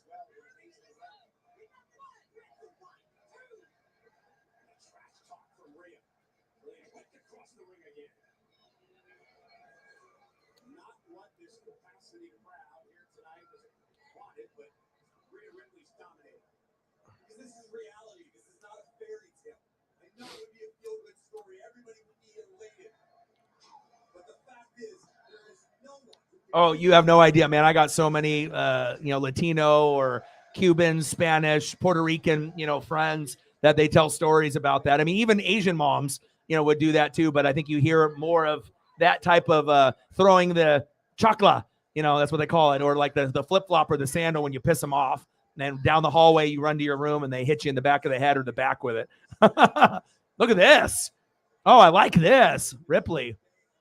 See, that's a move right there. If you have someone that's a little bit bigger, you're not doing that move. But obviously you get someone like Zelina Vega that weighs like 100 pounds. Then you can kind of manipulate body parts a little bit and do some stuff that maybe we haven't seen Ripley do before or not as often. I like it. But we appreciate you, Mike. Everyone in the room. And I always love having Lenny D in the building, even though we only usually get him during wrestling pay-per-views once a month. But hey, once a month is better than not at all. Oh. I like Ripley's ring gear too.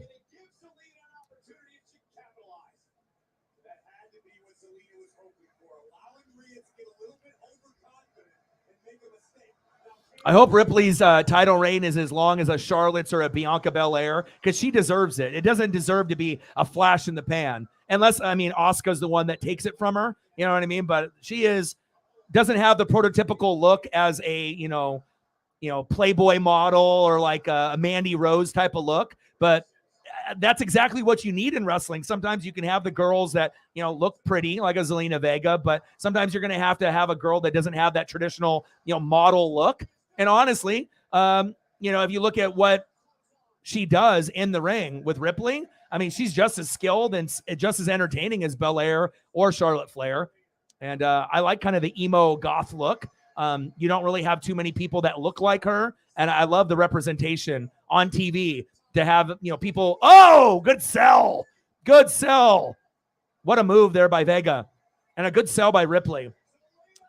It's just nice to be able to have, different type of looks. And it doesn't always have to be someone looking like they, model in Playboy. That's facts. Oh, 619. Bang!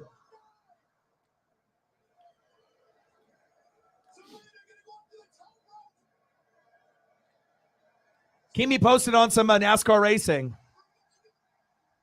Let's go, baby. A little Eddie. Oh, high knees. There we go. Uno, dos.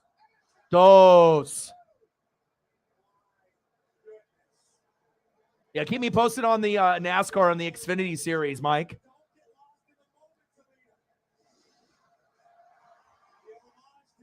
Let's go. Eddie will always be up there for me no matter what. I had a lot of history with Eddie and Dean Malenko and Chris Benoit, just a lot of those guys. Perry Saturn, so many memories.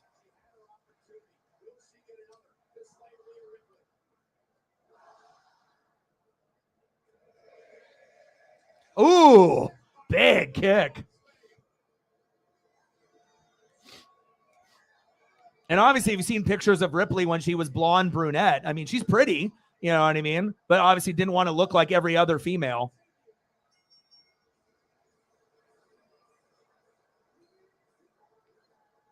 Wish that match went a little bit longer, but all right. So what would we label this match as? It's kind of a squash match. Obviously emotional for Vega. You know, obviously trying to do it in front of the hometown fans and everything. But on a scale of 1 to 10 compared to other Ripley matches we've seen in the past, I mean, it's kind of like this. I mean, it's a match, but I mean, what would we say that this was? A 6 or a 7? I mean, it definitely wasn't an 8 or 9 or a 10. It wasn't that good. I mean, so we go from like a 9 to a 6 to a 7 to a 5 or 6, right? I mean, just being honest, right? And then now to make sure the pay-per-view comes in strong, we need an 8 or better, 8 or better, or 8 or better to match up with this 8 or better. And then at that point, maybe the pay-per-view with 4 solid 8s or better, then the pay-per-view could be an 8, but obviously you have 3 matches that are like 5 through 7, which is not good. 5. Yeah, it needed to be longer.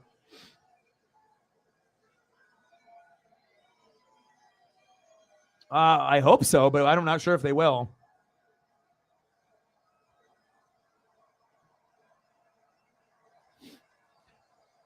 Crowd giving her a standing ovation here. That's got to make her feel good, you know. And obviously people knowing that, you know, 99%, you know, chance you're not winning. Like obviously Io Sky has a better chance of pulling off an upset than her, but kind of cool for her to have her moment, you know what I mean? Like, will Vega ever have a belt in WWE? I don't know. But, you know, even if she doesn't, she'll remember this for the rest of her life. You know, even though she didn't win, she still feels like a winner, you know, with the crowd chanting for her like this.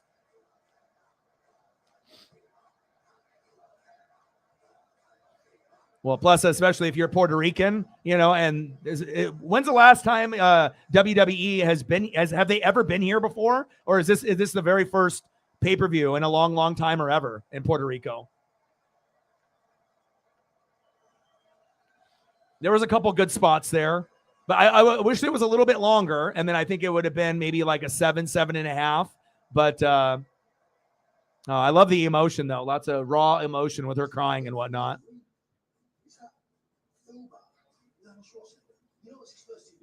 So 9, a 6, 7, and then this one 5 to 7, somewhere in there. And then now we got to make sure that the last 3. I mean, if we can get 9 or a 10 out of any of these matches here, that'll definitely help the cause of the overall pay-per-view. And I feel that this will be good, and I feel this will be good. This is the question mark. Is this squash match, or are we getting 5-minute Brock Lesnar match, or are we actually going to get 10 to 20 minutes of action? And if we get 10 to 20 minutes, then I think that the last 3 are going to be phenomenal. But we will find out.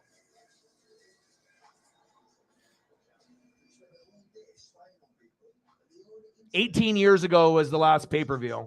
Wow, it's a long time.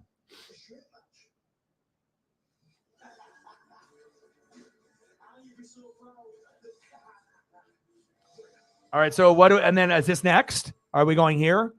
Riddle, Sami Zayn, and KO versus the Bloodline. I mean, I would like to save this one for like second to last, honestly, but I imagine we're going to go here to kind of change the tone of things, you know, instead of one-on-one matches. Then you're going to go here, obviously, because we know how over, you know, Cody is, and obviously people love Brock Lesnar. And then you got to end the pay-per-view here. At least that's how I would book it.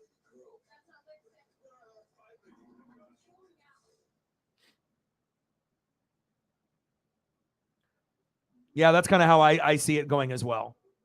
I mean, especially if you're going to try to have Cody continue the run and trying to beat Roman at some point or another, unless they just try to have Roman, they've already penciled it in that they want to have him beat Hulk Hogan's record. And if that is what they're trying to do, and that's why they didn't drop it to Cody and they want him to lose before he wins and goes that particular route, if Cody is the one to actually dethrone Roman, but you might have to wait until the fall of 2024. And then once we get to 2024, then you obviously have MJF's contract will be up as well. So we'll have to kind of wait and see if MJF decides to jump ship, or not. And that might have, some complications there too, with Roman on who he drops it to as well, especially if MJF, switches from AEW to WWE and takes the money. Because it would be really stupid to have MJF come over and they don't treat him like, a top dog. If you're going to take one of the top dogs and one of the best talkers in the business and you make him like intercontinental or lower, I don't know how that will fly, but intercontinental or heavyweight status, but like, United States Championship, you can't give MJF that kind of belt. You know what I mean? But we'll see what happens.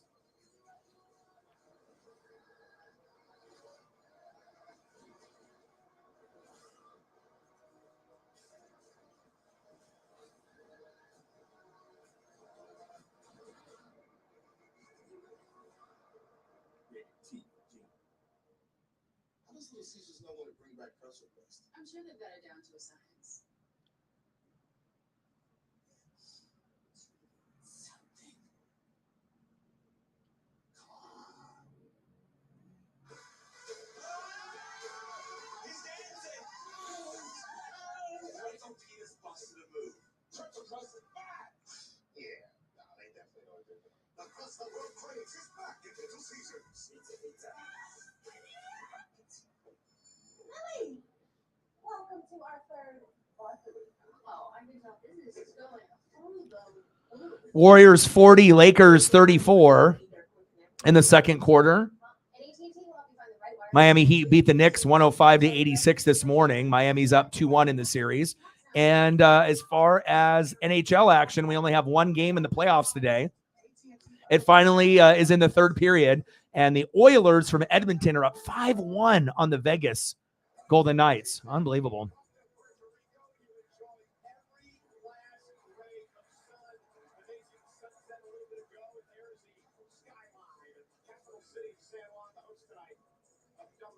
Let's go, baby.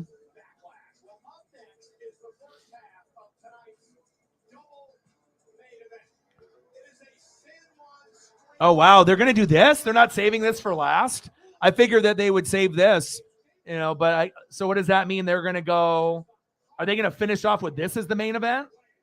So we're going to go here, and then we're going to go here, and then this is going to be the last match of the night because of the Cody Rhodes thing. Not necessarily Brock Lesnar, but just the Cody Rhodes vibe that they're trying to carry over. So I would have rather had them finish off with, something like that, something that they normally wouldn't finish off with, but especially it being in Puerto Rico, it's not like this pay-per-view really means anything. It's not WrestleMania. It's not SummerSlam. It's not Survivor Series. It's not Money in the Bank. Anytime you do these ones that are in Saudi Arabia or a foreign country like this, sometimes it will underwhelm a little bit, but the crowd has been great. I'm excited about Bad Bunny as well. Damian Priest. Yeah, he's awesome. As soon as I saw him, he gave me kind of like Tatanka vibes, but cooler. You know what I mean? Just he has a very unique look. Kind of looks like a tribal, kind of Indian type of figure. I like the way that he talks. He's got good tonality. He's tall. He's got a cool move, like set in his repertoire. You know what I mean? Just everything about that, and obviously Dom being able to learn off Ripley and Priest, and especially Priest and Finn. That is the best thing that happened for not only Dom, but for Judgment Day. Because imagine if Dom wasn't in Judgment Day, like where they would be placing him, he would just be a nobody. You know what I mean? So.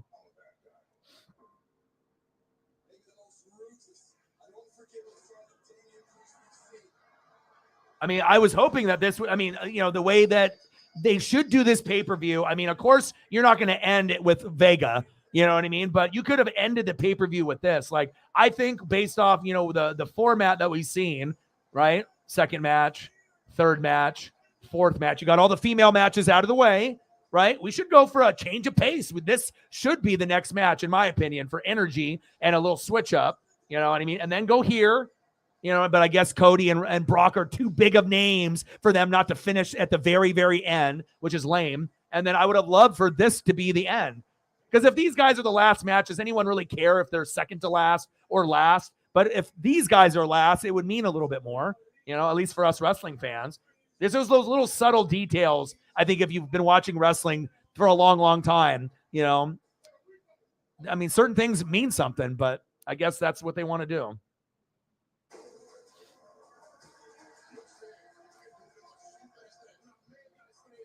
But I am shocked that this is not the second to last match or last match to have it, But again, on paper, this looks great.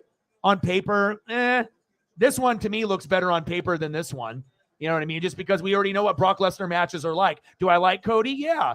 Brock Lesnar, like I said, it all depends if it's a squash match or if we actually get a long match of Brock, which is not often, But this one will be great. This one will be great. And this one could be an 8, or it could be as high as a 9.5, Or I guess if it ends up being short, we could label it a 7 because we'll be disappointed that it was a squash. So hopefully it's not.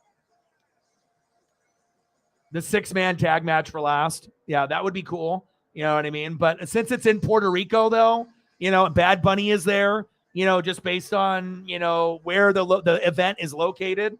You know what I mean? Like I said, if we were like in the United States or something or somewhere else, yeah, we could end here or end here. But I just thought, if you're going to cater to the Puerto Rican fans, why would you go here and then you're going to go here? Like, that doesn't make any sense to me. But, I mean, I guess that's booking, right? Tyler with a 10er. Thank you, Tyler. Appreciate you. Bang, bang, bang. Boom, boom, boom. Bang, bang. $10 holla from my boy, Tyler Ezel. My boy. Thank you, bro. I appreciate you very much. Yes, thank you so much. 2:30. Let's get to 3. Judgment Day in white, I kind of like it. Obviously the purple and black is the colors, and that's where it should be. But I did like Ripley's getup. I'm really disappointed that they decided to do this match. I can't believe they did this match third to last. This definitely deserved to be, back up to main event or the last match. I mean, what? I mean, are they that afraid? Or, I mean, I guess it just depends on who the winner is going to be and how they're actually going to, finish this match. So if they're going to finish this match in an awkward way, you can't end the pay-per-view with a match ending a certain way. And who do we think is going to win this? Is it going to be Damian Priest, who normally would win this match? Or is it going to be Bad Bunny because we are in front of the hometown crowd and we already know Bunny and Logan Paul and obviously Pat McAfee, they all are better than advertised, right? So are we going to get a Bad Bunny win for the fans, or are they just going to say, fuck the fans, we're going to have Priest win? And obviously in this match, we would assume that Brock will dominate, Cody will find a way to win, unless it's like a DQ, right? Which could happen. Brock goes crazy and it ends up being a fucked up ending, right? So you can't end it on this one, or can you? I guess you can, and they'll just leave the fans with a weird taste in their mouth, and then we have this. So here we go. So as far as hardcore wrestling fans, for a lot of us that are in the room, right? And it's always about booking and the ending of matches, because Vince is terrible at the ending of matches. If you've seen with like Triple H, and the other regime with Khan, they were running it. It seems like on paper, things were better with Triple H and the endings were better. But on paper with Vince, it would look okay sometimes, but the endings were always fucked up, But I just find it really hard to believe that you can't cater to this crowd and have this be the last match or the second to last match. But it shows you they don't really think too highly of Bunny or Priest if they can't even have the main event or be the last match. So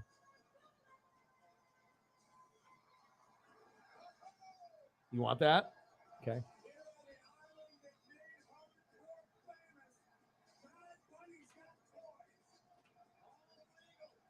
Ah! Fucking A. Here, come back. Hey. Here, switch me. Let's take this one. Paisley, calm down.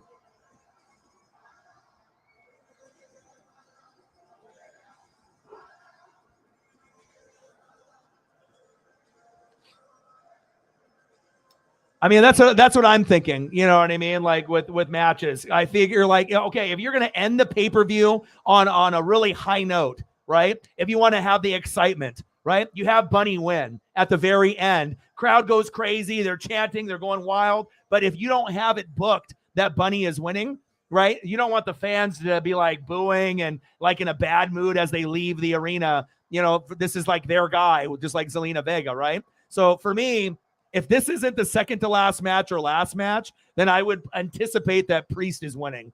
You know, just going into the psychology of wrestling on how it goes. Because obviously if Bunny is winning, then you could have this be the last match. So that's what makes me think that if you're doing it early, that means Bunny is losing. But Bunny will do some amazing moves. Or maybe they will have Bunny win and they just are going to have the other two matches because those are bigger matches in the WWE execs' eyes. You know, even though ending the pay-per-view with a Bunny win would probably be the best way to do it, honestly. Oh, yeah, Bunny is a star. Who's a better wrestler, Bunny, Pat McAfee, or Logan Paul? Not on the mic, but just in the ring. Who is the best out of those three? All of them are good. All of them ended up being a lot better than anyone ever anticipated.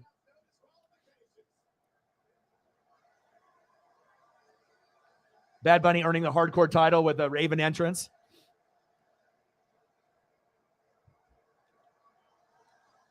And, as soon as I saw how hard Bunny took the training, same thing with and I'm not a Logan Paul or Jake Paul guy, and they have athleticism.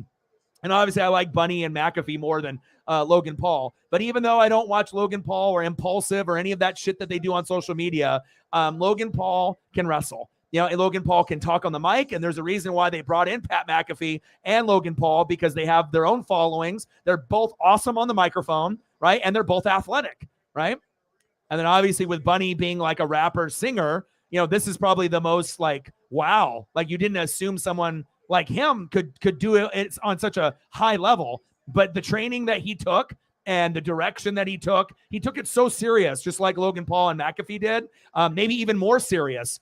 And I think that's why, whoa, it's like, you don't expect it's like when you think of rapper, singer, you think of Snoop Dogg at WrestleMania, someone that's loppy, someone that can't wrestle, someone that looks weird in the ring, that can't even run into the ropes properly. You know what I mean? But for Bunny, it's like a game changer. It actually feels like an LWO or an actual wrestler. If you didn't know that this was a rapper, singer, and you just turned on the TV, you're like, who's this wrestler? Who's this like a Latino guy or this Puerto Rican guy? Who is this?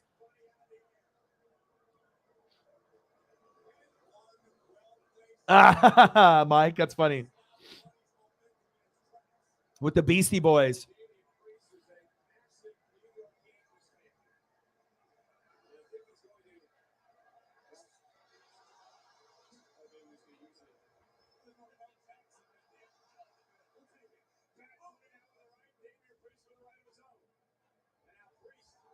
I had to turn the fan on, getting hot in here.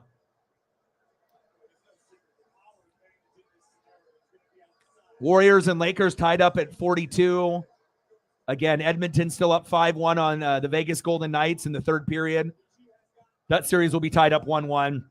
And again, the Heat beat the Knicks this morning, so they're up 2-1, 105-86. And then we got Dodgers and Mariners coming on as well.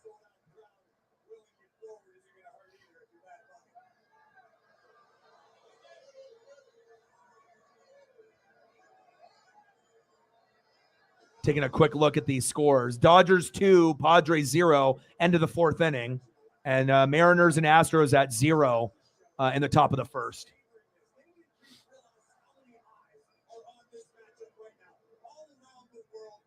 You think Logan is the better wrestler out of the three? I mean, all of them can do high risk.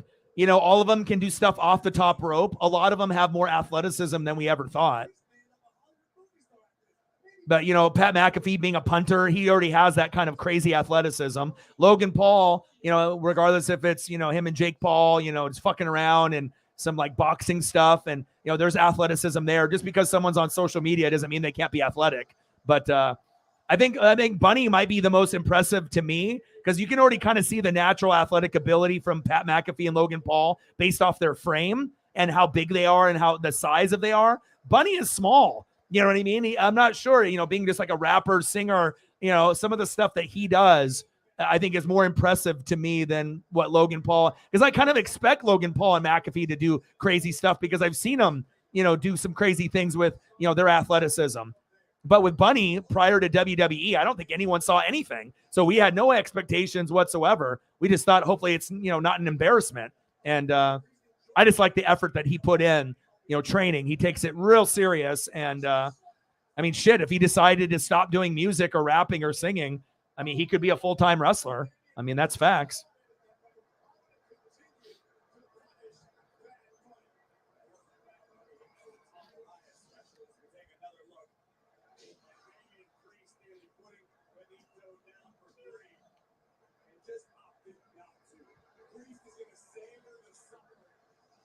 How's the race going so far, Mike?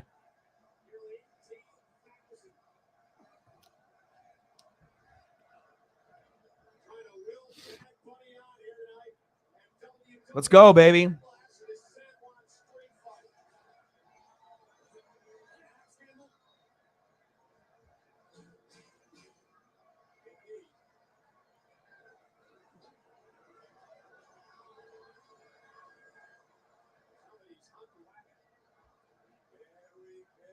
That's a good question. I'm trying to think of like the words of the song. It kind of sounds like it's like the Cody Rhodes song or whatever, but I don't know if that's it. This match has got me all flustered. What is that from? Oh! Little chair shot to Priest's head. Yeah, what song was it, Lenny?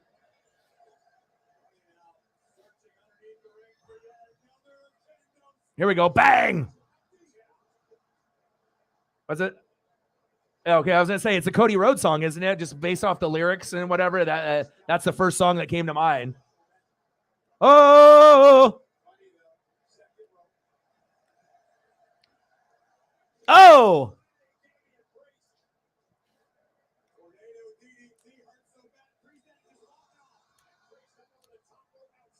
It's like almost I expect Pat McAfee and Logan Paul, to steal the show. And I feel with like Bunny, it's like, I'm not saying that he can't do it, but I just think it's him being a rapper, like singer, it's more impressive to me, based off his frame. He had to do more training, to get to this point.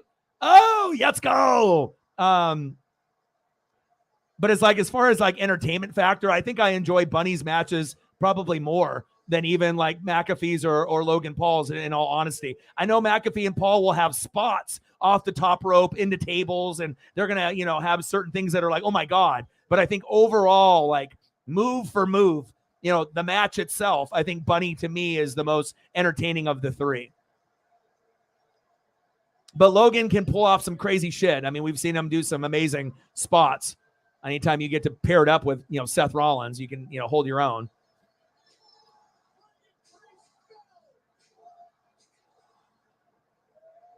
Hey, let's go.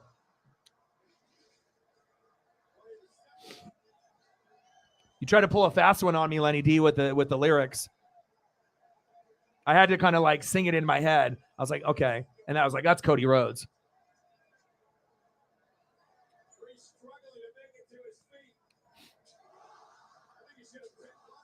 But we will see if my theory is right. If Bunny loses the match, right, and Priest wins, then that's why this match is third, instead of second or the last match of the night. Because obviously you can't have Bunny lose to make it the main event. You don't want the fans to be like booing at the end of the pay-per-view,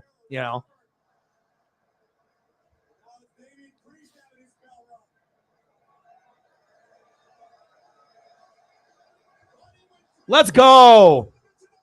Michinoku driver. Uno, dos.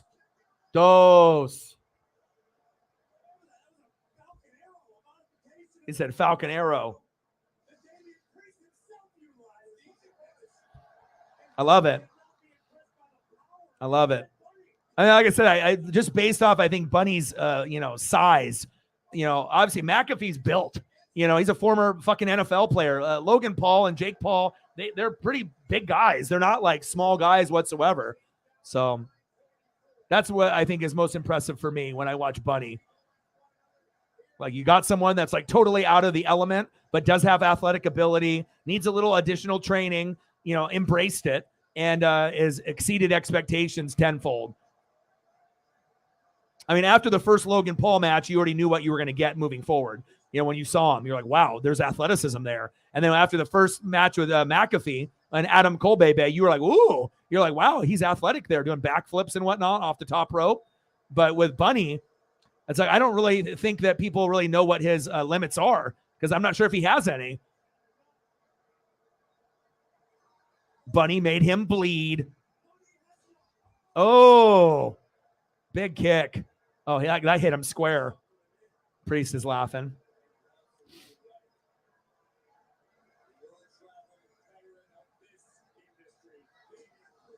They better not get rid of Judgment Day anytime any soon either.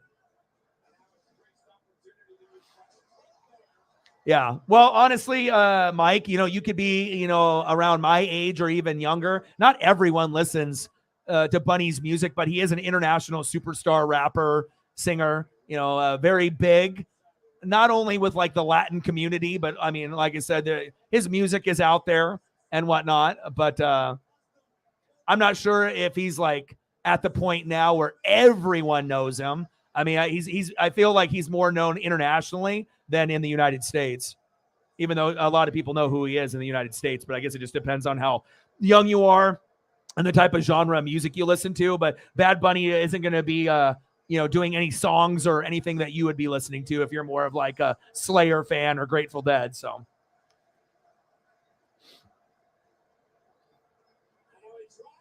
Yeah.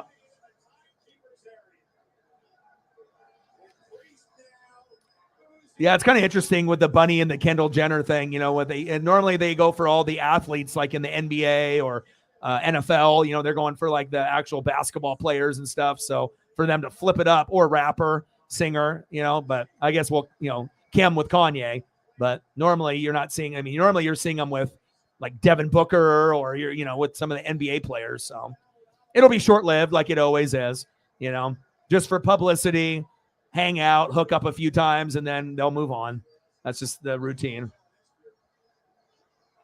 How's the race been going overall? Has it been good? And I like the hardcore presence of this match. It definitely brings the pay-per-view up from where it was. You know, we started it off with a bang. Then, you know, we kind of had to wait a little while, you know, to be able to get another match to get us excited. And then, you know, and here we are. And then the last two will obviously be amazing. Well, at least this one I hope will be. Will Cody and Brock be better than this one? I doubt it, but I hope so. Let's look at this. What we got here? Are we going to do a power bomb to Bunny? And plus, anytime you can have weapons or use a cage, or you have like TLC, of course, that's going to take the match to a whole nother level, rather than just like no weapons and, you know, just a standard match. Oh, yeah, baby. I love it. What a spot right there. That was sick. There we go. This match already is an 8, so it can only get higher from here. So, you know, by the time the match is completely over, 8.5 to a 9, I would assume. It'll be right there with this one. If it's not already an 8 or 8.5 or a 9 already. But I would say this match can be no lower than an 8 already from what we've seen. And we'll see how much more time we have, and we'll see how the match finishes. But it's got a potential to hit the same number as the Bianca Belair match. Yes. Well, you expected it, right? Because you already know when you're going to have a McAfee or a Logan Paul or a Bunny, they're going to have to take the bumps. So, absolutely. So right now, I mean, what are we sitting at for the match right now? I mean, it's just as entertaining as the Bianca Belair match, if not more, because of the weapons. So are we sitting at like a 9 right now with the match? I mean, it's been just as good as that first match, right? Thank God, man. We need more 9s. Hopefully the last 2 will be 9s as well. Oh, I like this. Look at Priest just carrying him, lifeless body. See, little subtle details like that. You know what I mean? I really appreciate stuff like that. You know, seeing something that you normally don't see. Very cool.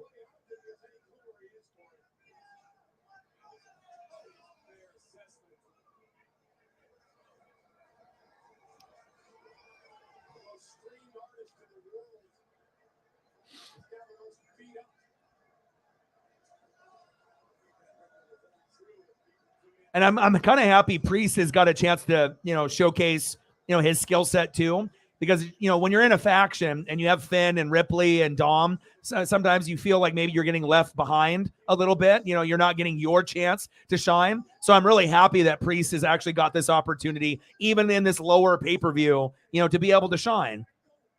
Because it just seems like you're getting way more Ripley, Dom, and Finn. And I really do enjoy watching Damian Priest wrestle, and he's good on the mic too.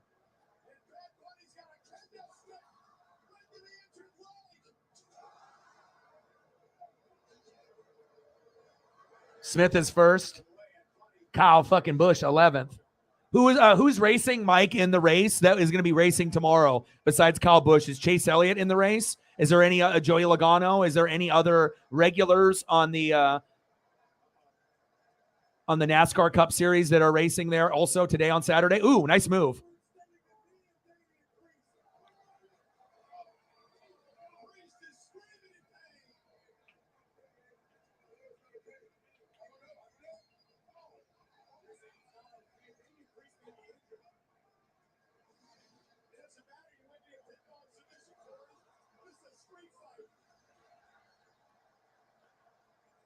Oh, great match so far.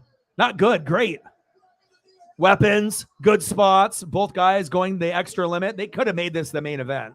But again, if Bunny loses, then that's why this match is going on right now.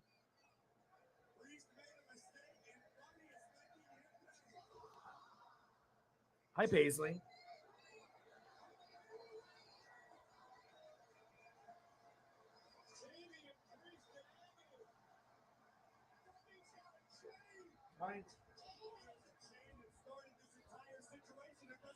I'm loving this.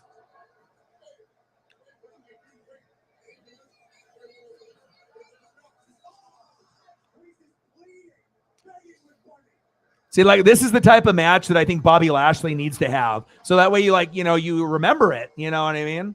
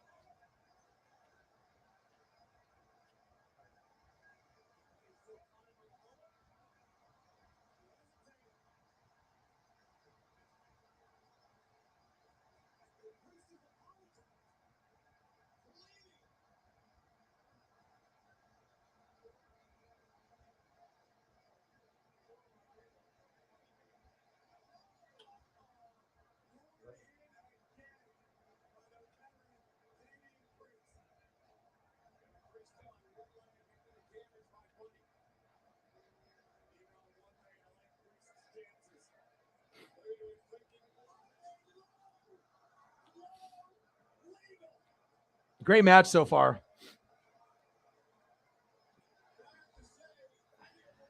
Oh, here they come. There we go. Here comes the Judgment Day.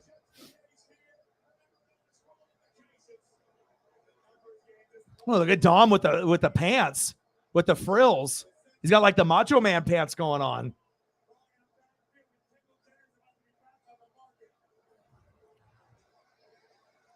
Hi, Paisley. Yeah, where's LWO? There they are. They're right behind me. Here's Ray.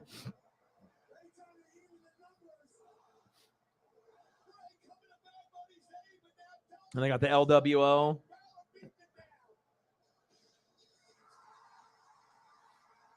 Oh, shit. Oh, shit. Carlito? What's cooler than being cool? Get the fuck out of here.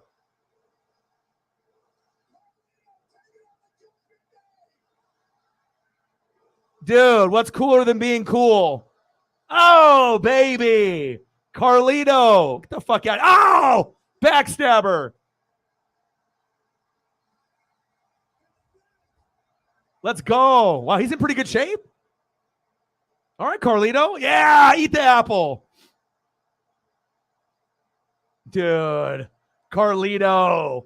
Like that was, wow. I mean, normally, you're going to have something like that at like WrestleMania, Royal Rumble, like a surprise, not like at a Backlash. That's cool. Ray? Bang! Right to Dom's face.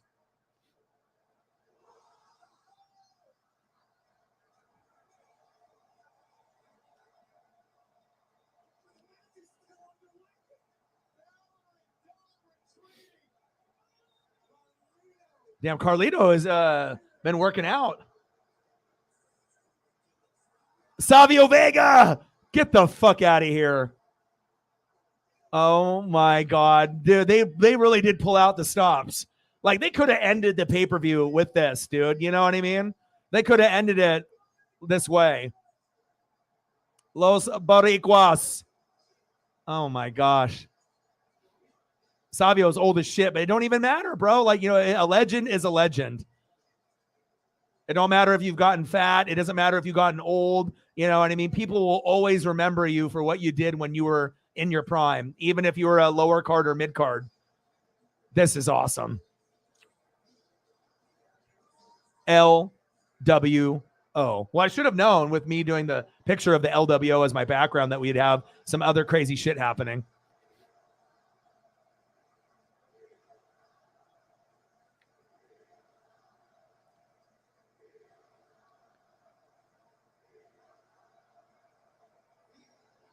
Uh-oh. There's more. Latino World Order. LWO.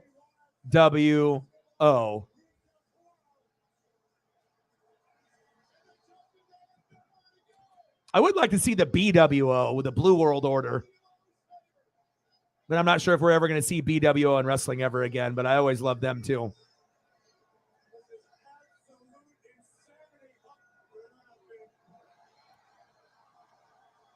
Yeah. I mean, like I said, so they easily with Bunny, I mean, obviously if Bunny loses, or whatnot, I mean, you have all these people come out at the end. They definitely could have ended the pay-per-view with this. I mean, especially in front of the crowd that's going to go fucking bananas. Like if Savio Vega shows up in the United States, it's not going to be like this. If it's in another country, it's not going to be like this. So, yeah. This is definitely the best match of the night, officially, over Bianca, 9.5. Yeah, this one was a 10. This one had a little bit of everything. Well, at least we got 110 and then a 9.5 with the Bianca Belair. And then we still have a potential 9 to 10 with Cody and Brock, which might be more of an 8 or a 9. And then obviously the 3-on-3, could end up being something big too. That could end up being a 9 or a 10 also. But probably Brock and Cody an 8 to a 9. And then I imagine that 3-on-3 will be a 10 or a 9. Probably a 9. But it's those little subtle details with Carlito and Savio Vega coming out. That's what takes a match from like a 9 to a 9.5 or a 9.5 to a 10. Even if it's just subtle and it's a little bit of a run in, even if it's just like a little thing, but they planned it out. And that's what makes matches memorable and great. We'll remember that.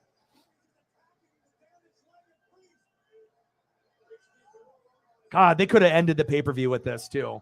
It's like, it doesn't always have to be Cody and Brock. And then obviously, if this ends up being the last match, you're not going to hear me complain. But I have a feeling that this will be the last match of the night. Just because of the Cody Rhodes, Roman Reigns storyline. Bunny, counter. 1, 2. I got to make sure. 1, 2, 3. 1, 2. Trace. Ding, ding, ding.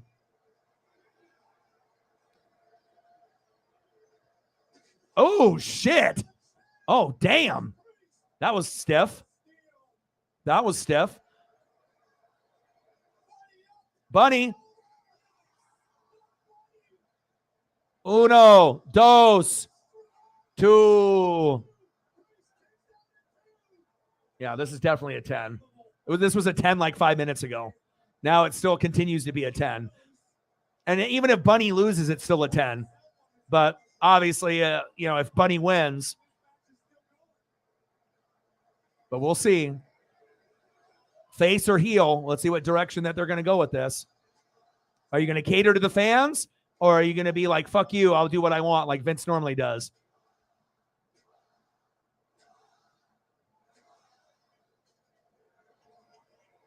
Bunny hitting chair shots like NWO did back in the day, or DX. How many chair shots? 1 or 2? Nah, how about 10? Yeah, how is this not going to be the main event? Seriously, they kind of dropped the ball on that. But again, if Bunny loses, maybe that's why. Oh! Destroyer. Uno, dos. They had him win, and that wasn't the main event? They didn't even have Priest win? How is this not the main event? Walter, how is this not the main event, bro? So you didn't even have Priest win. You had Savio Vega. You had Carlito. This would be a great way for everyone to be on a good mood leaving the building. Yes, I know it's Bad Bunny and Damian Priest, but sometimes it doesn't have to be bigger names like Cody Rhodes and Brock at the end. If anything, this has a chance to be a disappointment rather than this. This is going to be great no matter what, but this one right here has a chance to disappoint. Well, I guess the theory of Damian Priest winning was not accurate. So why the hell did they not do this at the end? Not enough love for Priest and Bunny. They didn't think that the crowd would be into it. Sometimes they got to do something and mix it up a little bit. You don't have to do what you think the fans want. And even though they don't care what the fans want, they always do what they want. You know what I mean?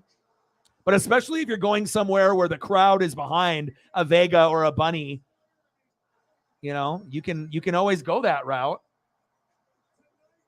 It's like instead of doing like matches in the pay-per-view where they did the first match usually was the second best match to the main event. Remember a couple pay-per-views ago, they did the worst matches in the first 2 matches and they kept building from worst to first, worst to best. So they have been switching it up a little bit, but here comes LWO. But they definitely could have made this the last match. When's the last time we've seen a match at 10? Honestly. That one was considerably better than Bianca, but I still think the Bianca Belair match was still with Io Sky, still a 9.5. It was still really good, but this one was better. And then just having Savio Vega and Carlito, like Savio Vega, we already saw him earlier. But the Carlito thing was like a shocker, and we don't ever see things like that, especially at a pay-per-view that's not like WrestleMania, SummerSlam, Royal Rumble. Like, when's the last time we seen someone like Carlito show up when that was unexpected? Fucking 10 out of 10, man. That was awesome. Yes, sir.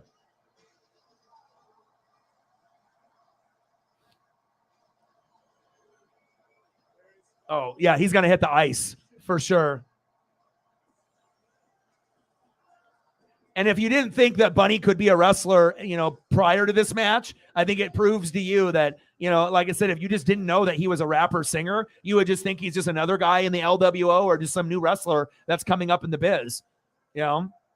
He's got an aura about him, you know what I mean? And it's not like he's doing a whole lot of talking on the mic either.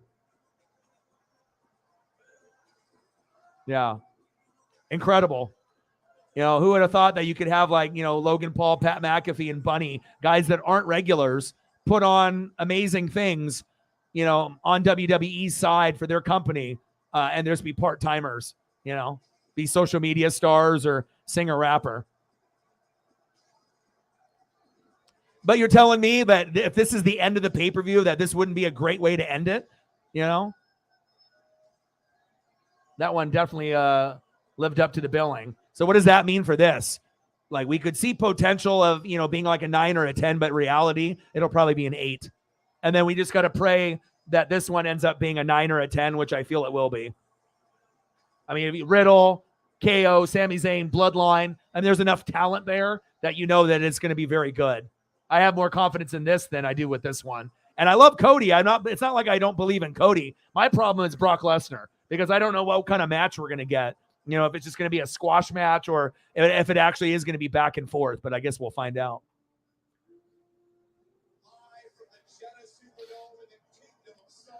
Wow. Well, that was fucking amazing, huh? Jesus. All right, let's label the matches so far. So a 9, a 6, a 7, a 5, or a 6, 10, and then we hope this will be a 9 or a 10, and then obviously for it to end on a high note, this has to be a 9 or a 10, but reality, it might be an 8.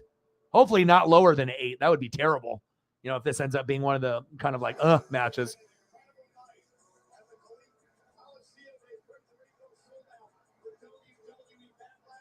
Yeah. Hi.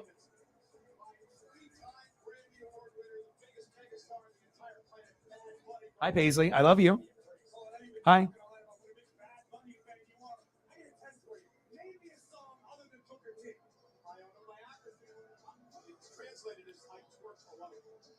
All right, got 2 matches left. All right, now I got to do the averages. We've got 7 matches.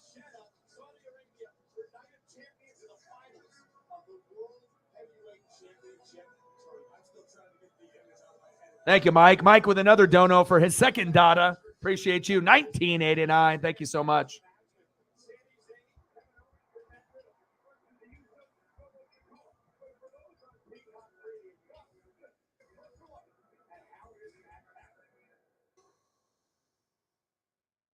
Thank you, Mike. I appreciate you.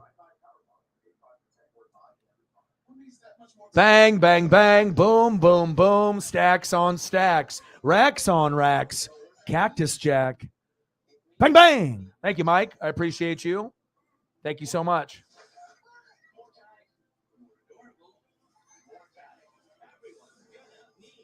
Now I was just going to try to do like an average here of the matches. So let me do the, all right. So we're going to go here 9.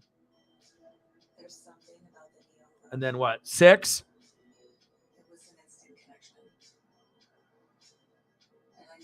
Or no, what do we say? 6. And then this one, what? 7. And then this one was a 5 or a 6. A 10. And then we got 2 matches left. So if we get, let's say, 8 and a 9 for the last 2.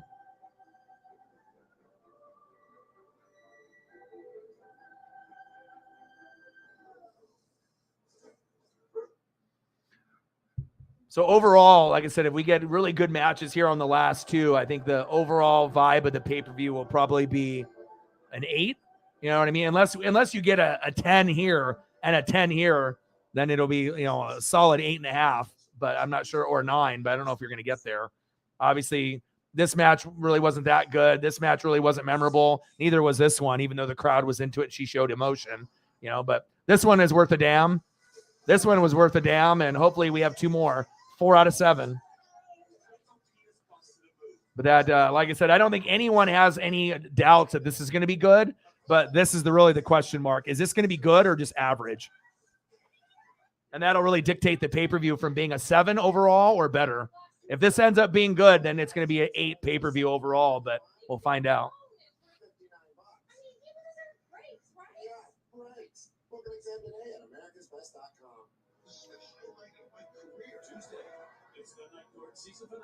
And then I assume this is going to be next.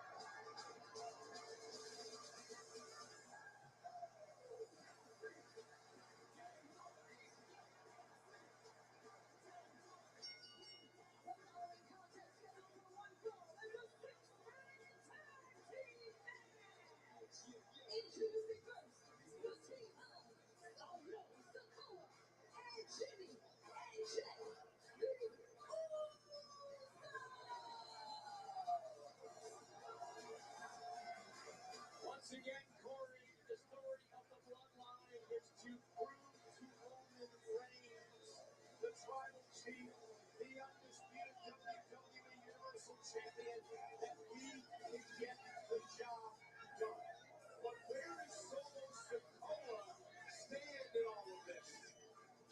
Your guess is as good as mine, Cole. There are so many questions regarding Solo and his relationship with his brothers, his relationship with the tribal chief. What exactly was the task that Solo was given 2 weeks back on Friday Night SmackDown? We never found out. It's you don't know if it's going to be happening tonight, but you can feel that eventually it's going to happen. That Solo is going to be Solo at some point.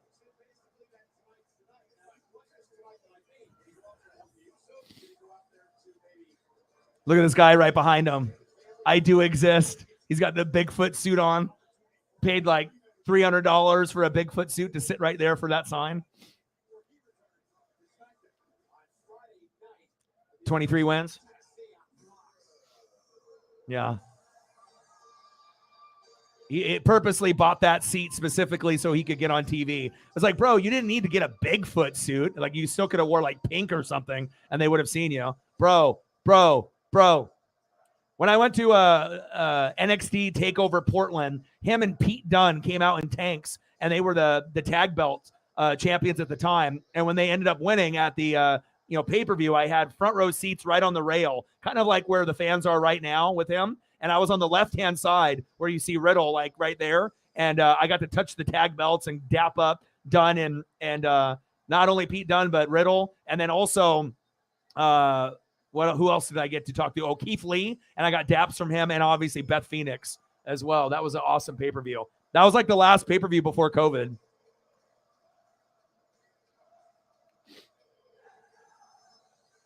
Yeah. Well, obviously, if you think if Sammy, KO, and Riddle win, it doesn't matter, right? You know what I mean? It probably would be bigger for the Bloodline to win. But again, they might be splitting up. We'll see if Solo turns on them. We'll see how it goes.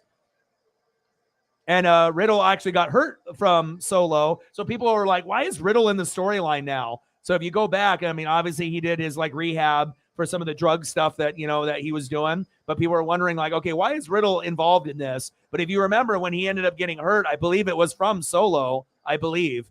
So that's where they're kind of needling back the storyline and whatnot after Riddle left. Oh, yeah. Well, you got to think Sami Zayn is always going to have the love from the fans. You know what I mean? Because he got a chance to be able to show what he could finally do on the microphone. And we didn't know if they would work, with Roman and with, Jimmy and Jay and, obviously with Solo and, just being kind of goofy, like that one friend that doesn't belong in the friend group, but is just funny as shit. And, I don't think I've ever seen those guys break character ever as much as that. And that was a great part because he deserves it. He's always been a mid-card guy, you know what I mean? But his mic skills are like one of the best in the company. You know what I mean? Like if you got to think like mic skills, like who's better on the mic than Sami Zayn in WWE right now? There's not a lot that are better than him. He is top tier. So, and obviously in the ring, he's very good too. So sometimes, you need to have certain opportunities like that to be able to show what you can do. And regardless, Vince or Triple H, they took a chance, but it worked. And they were able to do, the feud, being with the Bloodline, being Usi, not being Usi, with Kevin Owens, against Kevin Owens, with Kevin Owens again. But Sammy is easily one of the most likable. Anyone that's got a little chanting thing as a song also always is very over. Becky Lynch, Seth Rollins, obviously Sami Zayn. Facts. Well, I've been watching wrestling since 85, and I know Sarah has been watching, and Odin's son has been watching since, the 80s as well. And we have even others that have been watching, like Cyberpunk has been watching even in the 70s and whatnot. So, I mean, wrestling is one of the biggest things for me. I'm 41, even though I don't look like it, right? I'm never going to stop watching. I still collect the figures. I still, collect the merchandise. my favorite thing to wear other than sports jerseys or my sports teams is vintage wrestling shirts or newer wrestling shirts. That's like my thing. I'm never going to stop. I go to events. I mean, obviously I don't have enough money to have a bunch of belts, but maybe one day. But, wrestling figures are one of my favorite things to collect. It always has been, and it always will be. I mean, here on the desk, I got Scott Hall NWO. I got Hogan NWO. I got Hulk Hogan. I got the Bushwhackers, Luke and Butch. I got the Big Boss Man, Andre the Giant, Roddy Piper, Superfly Snuka. I got all kinds of shit over here. Thank you, Mike. Thank you for your love and appreciation. And I know that you're not really necessarily into wrestling, but you always try to come through, show love and appreciation when you can, and it really does mean a lot. I mean, we still have some of the mods that haven't showed up in a while, so you need other people to be able to step up when things are, at a kind of a difficult position. And, most of the mods have come through, at least a little bit, but there still has been some that we haven't seen in quite a while. So it would be able to be nice, regardless if those people come in and donate or don't donate, just to come in and say hi and hang out with the crew. Because I feel that, the longer you stay away from us, I'm not sure how things are going to be going for some of those people, because I know some people that haven't showed up are going through some stuff. And I know that we can make it better here, but it's up to them to be able to show up here, and that way we can interact. That's facts.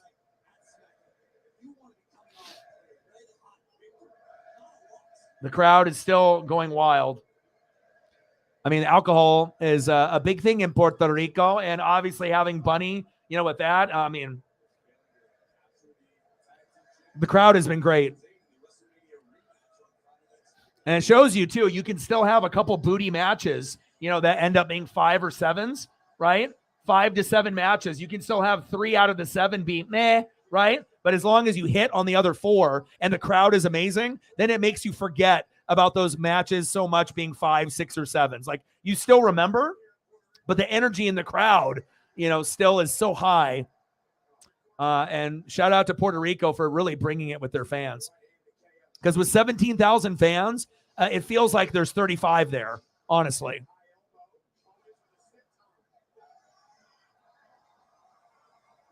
And it shows you how important the crowd is in wrestling, because when we go back and watch Raw, SmackDown, NXT, Dynamite, or Rampage, and you don't really hear the crowds getting into it, and then you remember like this particular pay-per-view, it's like, I wish wrestling fans would be able to bring it like this all the time. But again, we don't have the same type of superstars and legends that we did in the 80s and 90s. And obviously the best time in wrestling was 95 to 99, where everyone brought a sign, everyone screamed, everyone was a fucking psychopath. And not only was it NWO on WCW, it was DX and Rock and Stone Cold on the WWF Attitude side. You're never going to see fans act like that as a whole ever again. There is no more Scott Halls. There is no, Hollywood Hogan. There is no Kevin Nash. There is no Shawn Michaels and Triple H and Chyna and Road Dogg and Badass Billy Gunn and X-Pac. It's not like that anymore. It's just not. It's never going to be that way, unfortunately. But every once in a while, you get a little bit of a glimmer of what wrestling was back in the 80s and 90s, like tonight, and I love it. Oh, yeah, international crowds, Canadian crowds, 10 out of 10. Clash at the Castle, if you're going to Europe somewhere, 10 out of 10, And obviously with this Puerto Rican crowd, 10 out of 10.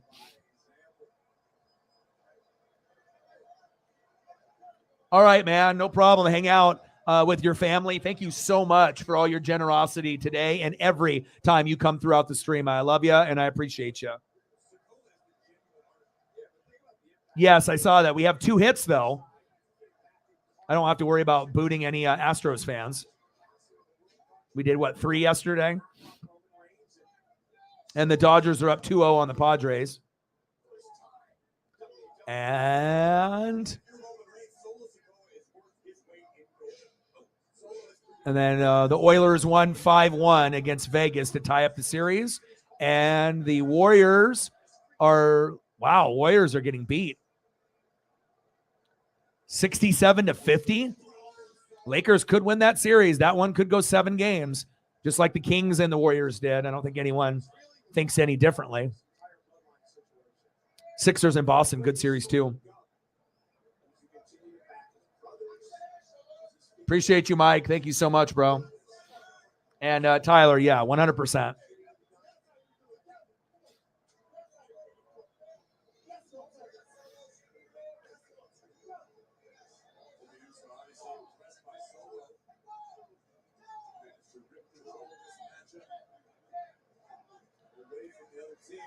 Yeah, and you got to think out of all the people that benefited the most with the bloodline, besides Roman, you got to look at like the Usos and where they were in their careers prior to the bloodline, and obviously with like New Day, and then Big E got injured, and you're trying to be like that dominant tag team. Their legacy went from being like one of the best ever to cementing their legacy with this whole bloodline, pretty much storyline.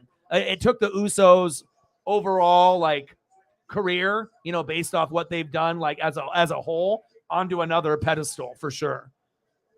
They probably I think they probably took advantage the most, besides Sami Zayn. Sami was probably the best bright spot out of the whole thing, though, unless you want to say Roman with the title reign, because we actually got to see Sami Zayn shine, in a situation where normally he wouldn't have. Sami had like more memorable moments, with having them break out of character and having the fans invested in him rather than Roman, Solo or Jimmy or Jay. Yes.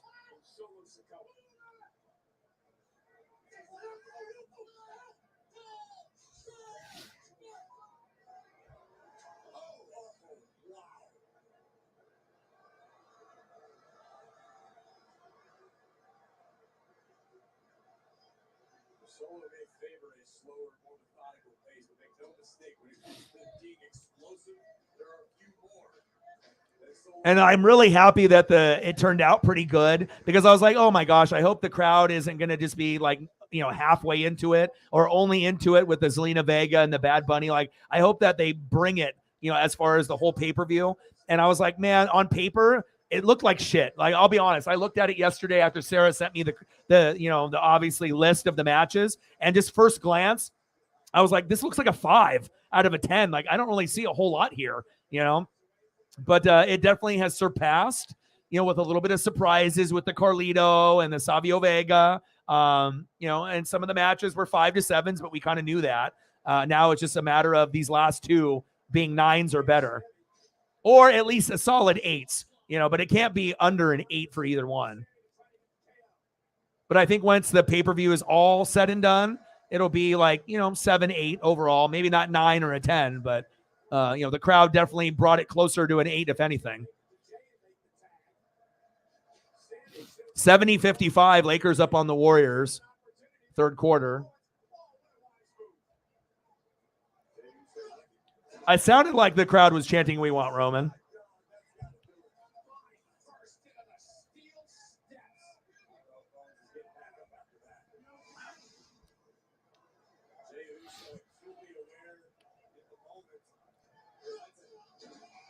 Yeah, that Mariners loss last night fucking hurt against the Stros. We got to find a way. And Marco's pitching today.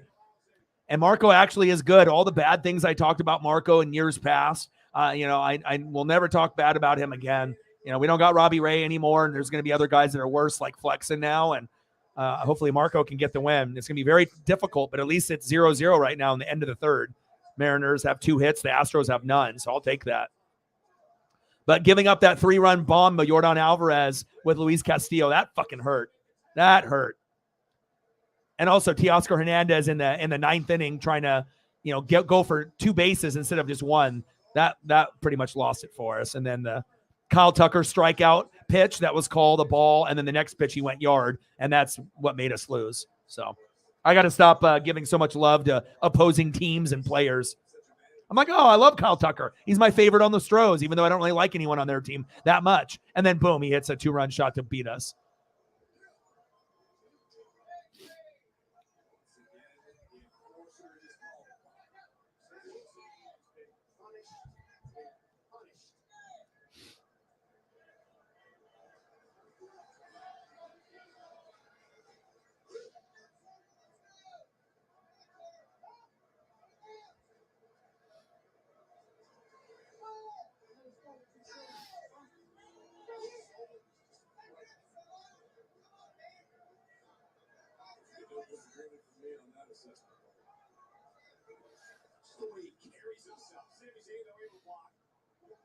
And Solo has actually come quite a long ways too, because when he first came in, he was kind of raw. You know what I mean? You could tell he was kind of like a Moxley, kind of like a bruiser type of wrestler. But I feel with every show, he gets us a little bit better. Like, I don't think Solo was ever a jobber wrestler, you know what I mean? But he's definitely come a long ways for sure. He's much better, since his debut on the main roster.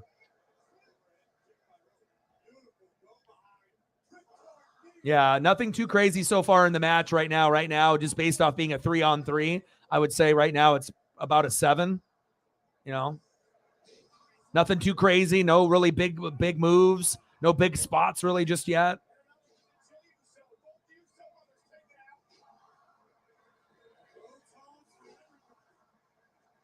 There we go, Riddle. Riddle bringing the energy.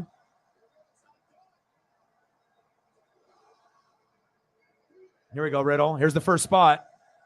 Oh, there we go. There's the first spot. So that goes from like a 7 to a 7.5 to an 8. Every big spot it brings it to another level. You got to have memorable spots from the matches, at least 1 or 2 of them, to take it from a 7 to an 8. Oh, big super kick. 2.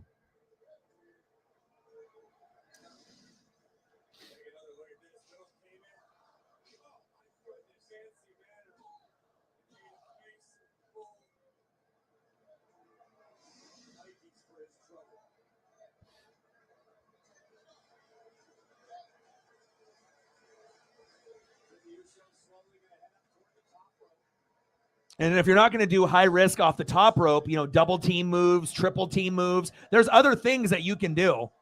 There we go. There's another one. I mean, I like things when they're planned out. I want to see innovation. And especially if you're doing 3-on-3, you got to be able to do a 3-on-1 move or, 2-on-2 or 3-on-3, You got to be able to mix it up a little bit, You want to take advantage of having 3 guys on 3. I love Kevin Owens. 2.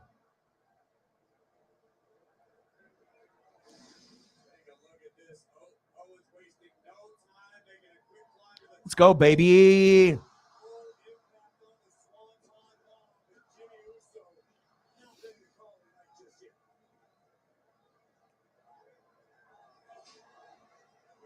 Went for the stunner. Countered. Super kick for KO.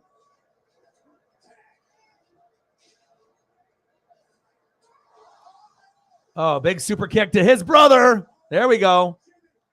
The great thing about Kevin Owens is that his intensity never wavers. He always gives 150% in every match. That's why he's a top 5 wrestler in WWE. 2. Like, think of any other wrestler that shows so much emotion on the mic and in the ring compared to Kevin Owens. I don't think there's anyone that works harder than him, honestly. And also being for a little bit thicker of a body, of a wrestler. He wrestles like he's a little guy, even though he's a little bit bigger. He's built like a heavyweight, but sometimes moves like a young buck, like a Matt or Nick Jackson. That's facts. But his intensity on the mic and in the ring every single match, no matter where it is, that's why I love KO.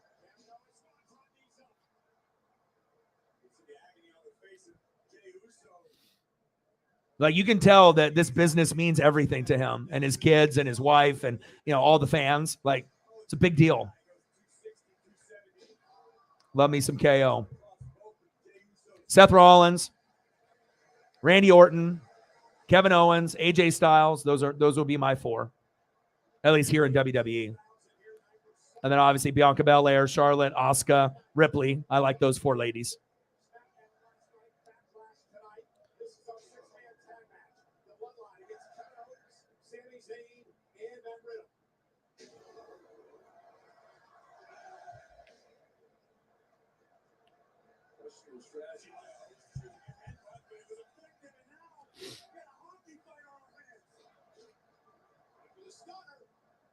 Oh, shit. That was clean. Oh. Ooh, right back. He took that too. That probably hurt. Because, I mean, a lot of times, obviously, they're slapping their pants. But you can tell on the certain ones where the foot goes into the neck or the chin. So even though they're slapping their leg to make the sound of the contact, some guys get hit a little bit more harder than others. I mean, sometimes it's just a barrel glance, a glancing blow. Sometimes it hits them square. Other times it looks like a fucking tooth is going to come out. You know, some guys are more aggressive than others, just like Sheamus. All right, Backlash. You've been fucking great so far. So right now, up to this point, what would we give the pay-per-view at this point? An 8 overall? 2. Still had half the match is good, half the match is bad. But again, if Cody and Brock can be a 9, then I think it will be like, a solid 8, 8.5. But if that match ends up being under an 8, then it's probably going to be like a 7 pay-per-view overall. I mean, some really good highs, but there's quite a few lows, with it too. You think it's an 8.5 so far? 8.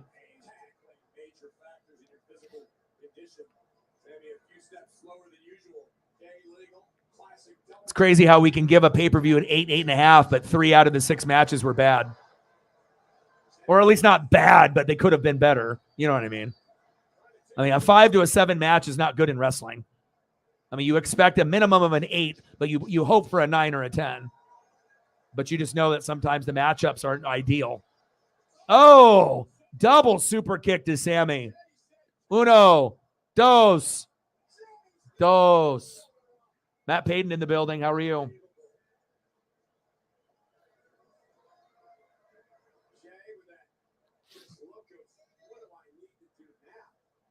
Riddle, Zayn, KO versus the Bloodline. Jimmy and Jay and Solo. Sikoa. How are you doing, Matt? What's good, brother?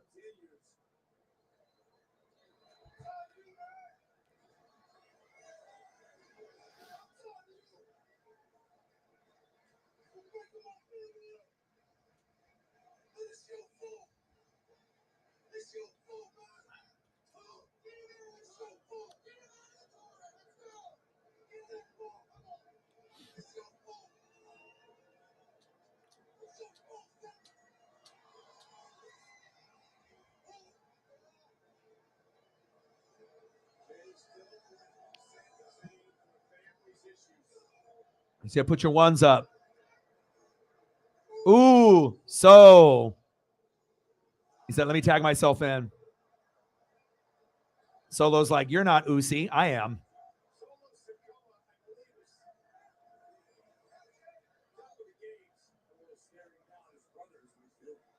Oh, shit. A slap for a slap. Uh-oh.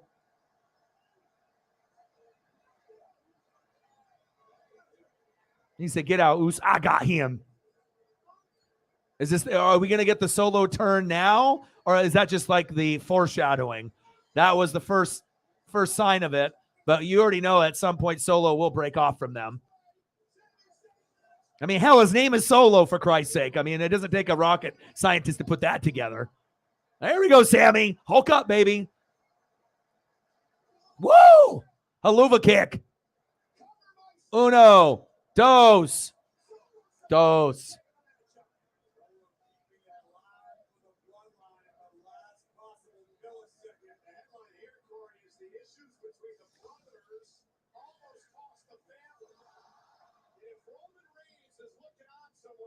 The scary thing is that they're banking on this match, being the best match at the very end. But I don't think it's going to be better than this.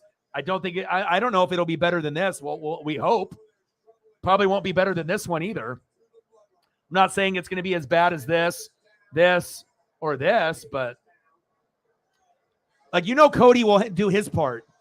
The question marks are on Brock's side. Does Brock sell? Is the match longer than 5 minutes? What are we actually getting in the match? And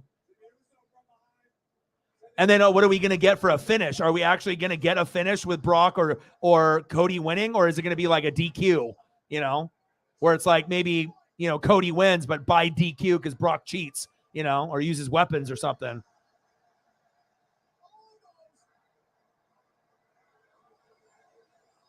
He said, let me look at my thumb before I implant it into your neck.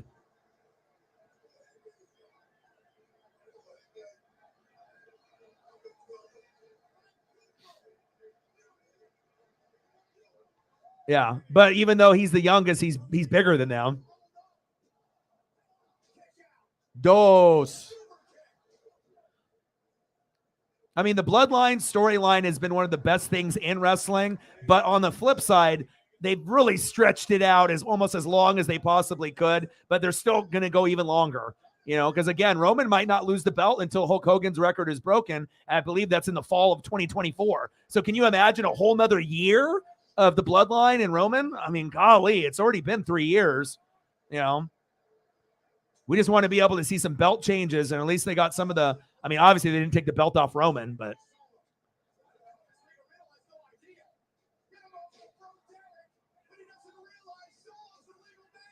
bye. Uno, dos, tres. All right, so what would we label that? There's a little friction with the Bloodline, but was that better than the Bianca Belair match? I don't know if it was. We were hoping that this one would be a 9 or a 10, but honestly, for me, this one was like more of like a 7 or 8, like maybe like a 7.5. Like it should have been an 8, 9, or 10. I don't know if there was enough big spots in the match. I'm not sure if it was really that memorable. The most memorable thing was a little bit of fractured ties with Solo and Jimmy and Jay, so I thought it could have been a little bit better. It wasn't a 9 or a 10 by any means, and I'm not even sure if that match was an 8, honestly. Somewhere between a 7 and an 8, that match could have been better. That's just my honest opinion. Was it better than the Bianca Belair match? I don't think so. Was it better than this? I don't think so. So,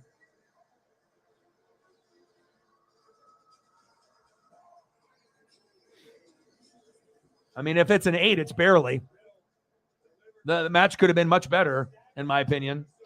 They didn't do a whole lot of, double team, triple team moves that take it to that next level. At least we saw Riddle go off the top rope and do some high risk. But at least for the storyline part, with the, Bloodline being fractured a little bit and Solo and, Jimmy and Jay, they're, having a little bit of friction there, then you could say it's an 8 just based off building the storyline.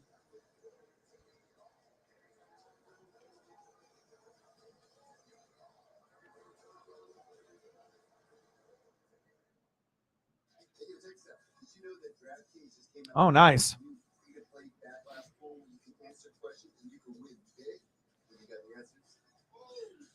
All right, so 9, 6,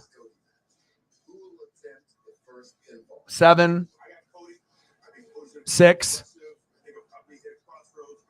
8, 10. Fuck, 11 if we could give it 11. And then what are we going to get here? It's not going to be a 10. Highly doubt it's going to be a 9. I almost feel it'll be like this one. It'll be an 8. So, but we'll find out.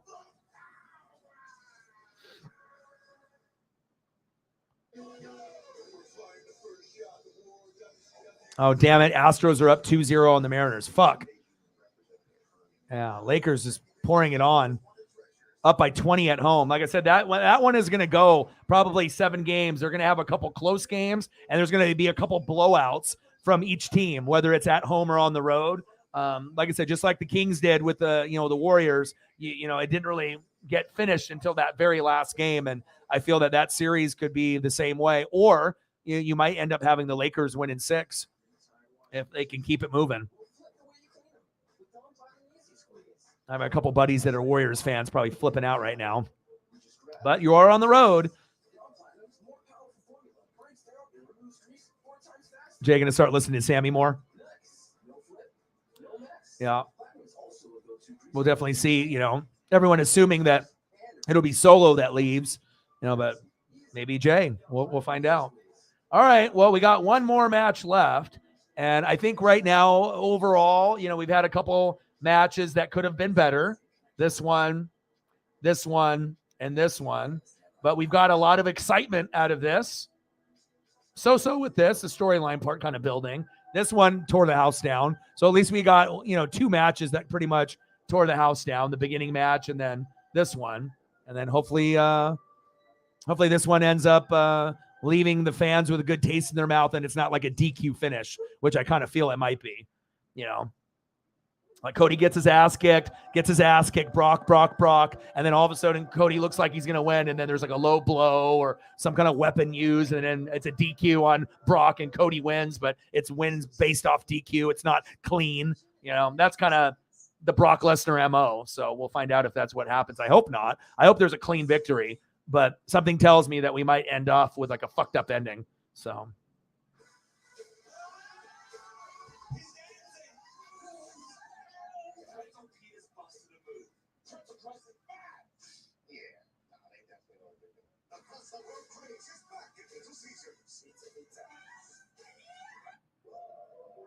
She's feeling it right now. All week. Looks like somebody needs a little hearts TLC. Liv, you're on vacation. I don't think you're feeling it. Please, your phone. It's okay. Yeah, you're good. You're going to do it yourself. Sam. You feeling it now? That one needs a break sometimes. She's feeling it. Simply Spike Lemonade, made with real fruit that fell from its tree, and rolled right into the party. Simply Spiked, tastes like your favorite juice, now spiked. Now introducing Simply Spiked Peach. It's getting juicy. Ladies and gentlemen, up next, the second half of our double main event tonight. The most decorated athlete in combat sports history, Brock Lesnar, versus the man who claims this is a must-win, the American Nightmare. But, overall, I think even though some of the matches ended up underwhelming and not being as good, I've enjoyed this pay-per-view. The crowd has made this a good pay-per-view.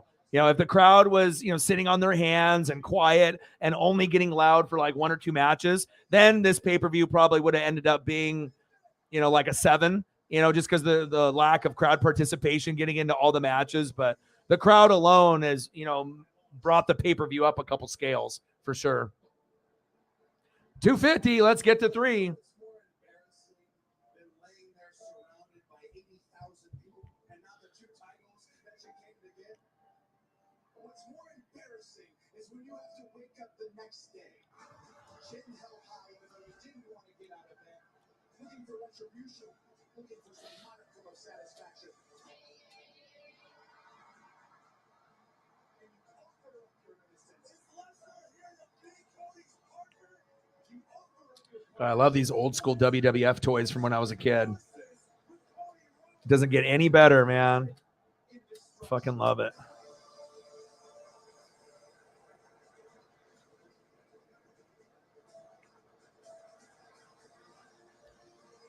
Hi, Paisley.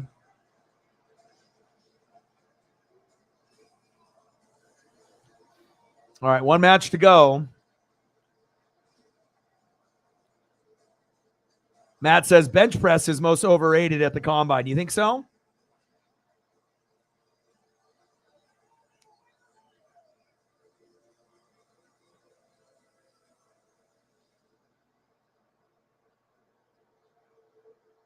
$90? Wow. And we got the Kraken game that we'll do tomorrow. And I assume that Seattle will win. That crowd is going to be so awesome tomorrow. But what do we got tomorrow? Let's look. Sunday. We got Astros Mariners at 1. So technically I could do 2 things. Dodgers and Padres at 4. Who's pitching tomorrow? Urias and Musgrove.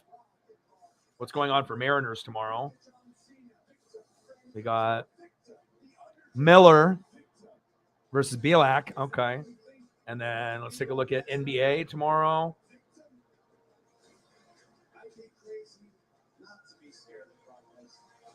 We got Celtics and Sixers at 12:30, Nuggets and Sun at 5. And then we also have NASCAR Cup tomorrow at Kansas. Kurt Busch won that race last. And then NHL tomorrow we'll have the Hurricane and the Devils at 12:30. Maple Leafs and Panthers at 3:30, and the Stars and the Kraken at 6:30. So we'll either do the Mariner game and the Astros and the Kraken, or I might just do the Kraken and try to spend more time with Paisley tomorrow. So probably just do the Kraken game. Like if I knew that we could actually get a good number of people to show up at 1 o'clock and enjoy that game and get to a decent number in donos, I probably would do it. But I'm thinking we'll just do the Kraken game tomorrow at 6:30. 90 degrees. Wow, that's crazy. Let me take a look to see what we got going on here. Yeah, 58 degrees right now. Yeah, 64 tomorrow, 56, 64, 71. All right, here we go. Cody Rhodes. Cody Rhodes has got an amazing intro. Sometimes, you got to have that right music, the right, words in the song, the right vibe, the right costume. But to be able to reinvent himself and then them not to bury him, which obviously is good, because you can't just be like, Stardust and then obviously build the company on AEW and actually had some really entertaining matches on the AEW side and then being able to have a rebirth in his career.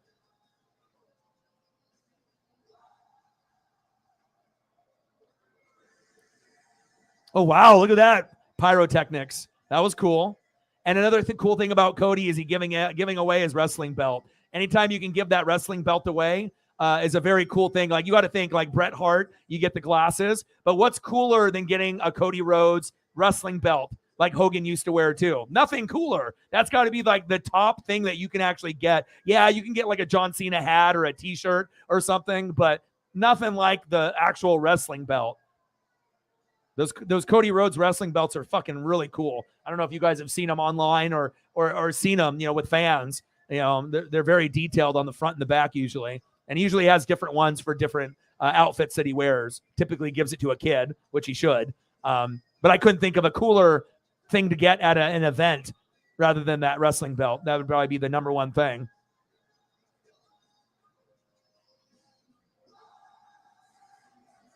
All the pyro for Cody.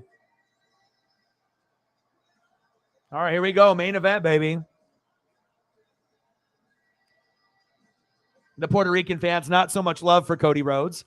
They're not cheering him the same way. Here's the belt. Oh, there we go. Bro, right there on eBay. That's in Puerto Rico eBay, already on eBay already. And you could probably get a couple hundred for that too. I would assume like 200-300 for that belt. Plus, if it has his DNA on it, he wore it, he touched it, it's his. It's not like I don't think you can necessarily buy that on like WWE Shop. They might have like replicas that you can buy. I don't think so though. I mean, anyone that's on WWE Shop will know. But very cool piece of memorabilia.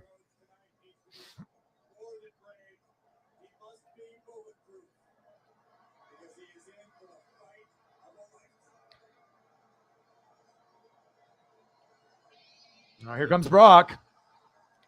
Crowd is more excited for Brock than Cody. Probably because it's the first time that they've ever seen him. And there is a mystique about Brock Lesnar. I don't think we've ever seen anyone like on the UFC side, wrestling side, when he won championships, when he was a young lad, young kid, and then everything that he's done in wrestling. I mean, there is a mystique about him. It's not Goldberg. This is, one of the most dominant draws in wrestling ever, period. But just the reputation of having short matches, fucked up ending, fucked up sequences. It's just, the legacy for Brock could be much, much bigger and better, I feel. But obviously he's been, doing this since around 2003, around the same time as Randy Orton, Cena, and Batista. So for him to still be this big draw, and I still can't believe that he was the one that beat the Undertaker streak. I feel it should have been someone else, but I understand why they did it with Brock. But well, let's hope this match ends up being at least an 8.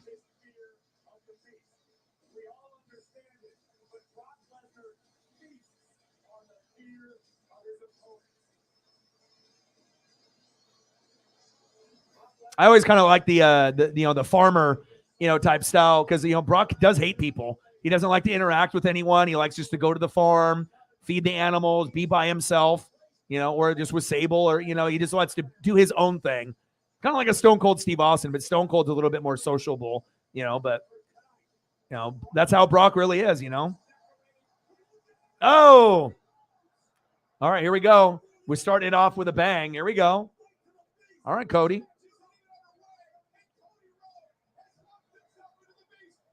A little bit of payback for all the premeditated beatdown that Brock gave to Cody a few weeks back. All right, well, they're already trying to make it a 9 right out of the gates here. All right, steel step to the head. Okay. All right. Okay. All right, well, with the opening sequence, I mean, we're already at a 9. So there we go.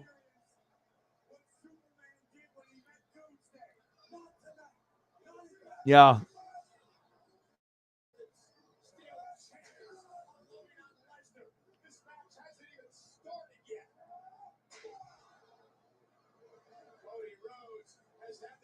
Yeah, they've been together for a long time, too.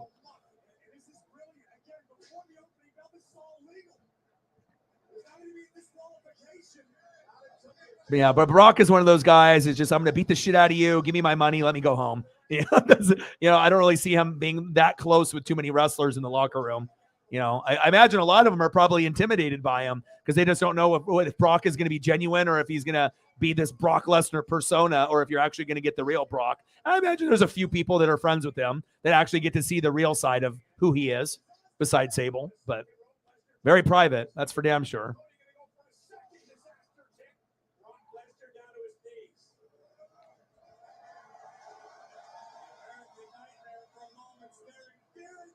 Pre-match beatdown, yeah. Oh, nice superplex by Brock. All right. Well, like I said, this one already is much better than this already. And, I'm not sure if it's going to get to this level, but I have a feeling it'll be just as good as this match, if not slightly better, and a little bit lower than this one. But hopefully it ends up matching this, so then you can go out with a bang. And then if that happens, then the pay-per-view will be like an 8, 8.5. Especially if this ends up being like a 9, 9.5, or 10 match, like very similar to the Bad Bunny and Damian Priest, then it'll end up being a solid probably 8, 8.5 to finish it off. If we would have had at least one out of these 3 matches hit, then it could easily be a 9. But I mean, if you have 7 matches and 3 are not that good, I'm not sure if we can label it a 9 pay-per-view. You know what I mean? It's like 3 out of 7 weren't that good, and we're going to label it a 9. I don't know. Even as great as the other 4 matches, but it's a quality thing. It's a product, the overall product. Brock with the strength.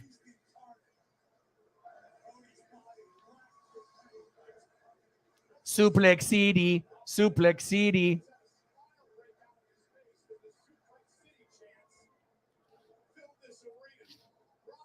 And if you look at Brock and his size, based off 2003 until now, there's not a lot of difference. I mean, his, sometimes beard, mustache, hair, there'll be a little bit of change there, but I mean, there's not a whole lot of difference. Still built like a fucking machine. I mean, that's why he's such a draw, even to this day. It's like, I just hated that they used him sometimes like a UFC type guy. Like, no one wants to see a squash match for 5 minutes, and no one wants to see, a bad ending. Oh, what's that?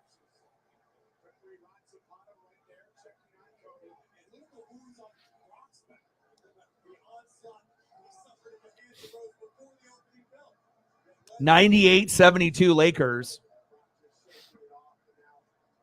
But it's crazy to think that someone has been wrestling 20 plus years and they still, I mean, obviously if you're doing roids or you're doing, PEDs or you're, obviously we know there's certain wrestlers that are going to be doing stuff more than others, based off performance enhancing shit in their body and whatnot. But he's got the look. And the one thing about Brock too, his mic skills, were pretty much non-existent. That's why they had Paul Heyman, obviously do his talking for him, and obviously Roman. And then Roman, got to be a heel and learn on his own. And finally, Roman turned into being decent on the mic from being terrible back when they were in the Shield. But when Brock was Cowboy Rock, and even when he had some of those moments, Brock on the mic isn't terrible anymore. He actually is like okay. You know, it took a while for him to get to that point, but Targeted by Lesnar the night after WrestleMania. The Brock turned his back. Still don't know why. May never know why. As you mentioned earlier, Corey, Brock does things because he wants to. Oh! Vicious suplex by Lesnar, number 5. 5 suplexes on Cody.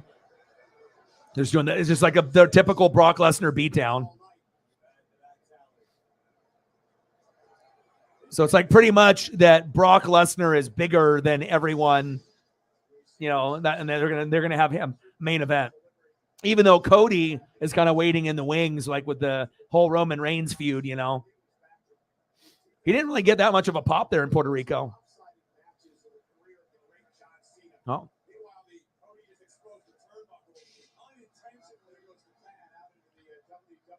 Turnbuckle pad. That's going on eBay. How much is the turnbuckle pad worth? Turnbuckle pad, that's got to be worth at least 150, 200. And then imagine if you could get someone to sign it. I wonder if the WWE will make them give it back. You know, normally a turnbuckle pad is not something that goes into the crowd that they can keep. But, I mean, it's in Puerto Rico. I doubt that they're going to give it back.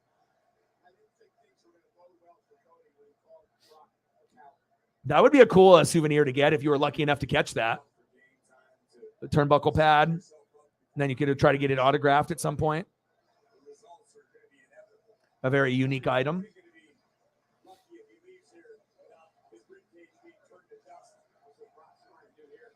Oh, Astros are up 3-0. Damn it. Boo, Astros.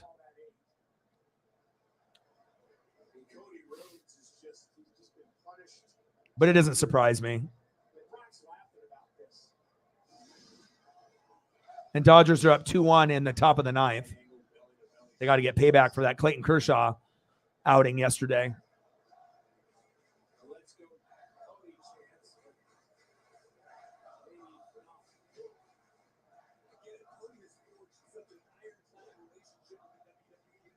All right, fans finally cheering for Cody.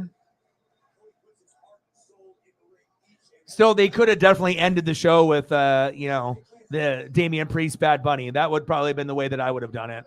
I mean, normally that's not something that you would ever do, with those 2 lower name guys, but you're in Puerto Rico, you could have done it. And I think the fans would have been cool with it. Uh-oh. Oh, shit.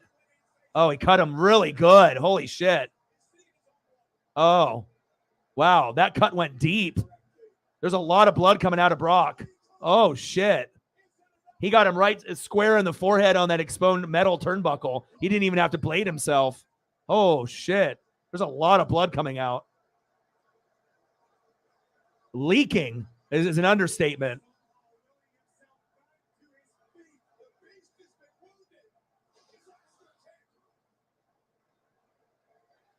Maybe that's why. They're like, oh, we're going to have Brock with blood. This has to be the main event. Okay, well. He's going to have to get stitches after that one. That one looked like it went deep because even if you get that metal piece and you hit your head even just a little bit, that's already going to be going in to your forehead a little bit. That cut is pretty deep. I mean, think about how much blood came out instantly after he hit his face, his forehead on there. Oh, man, look at that. We're going to get Stone Cold Steve Austin look here pretty soon.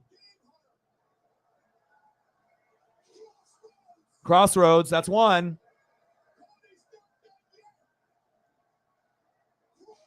Two.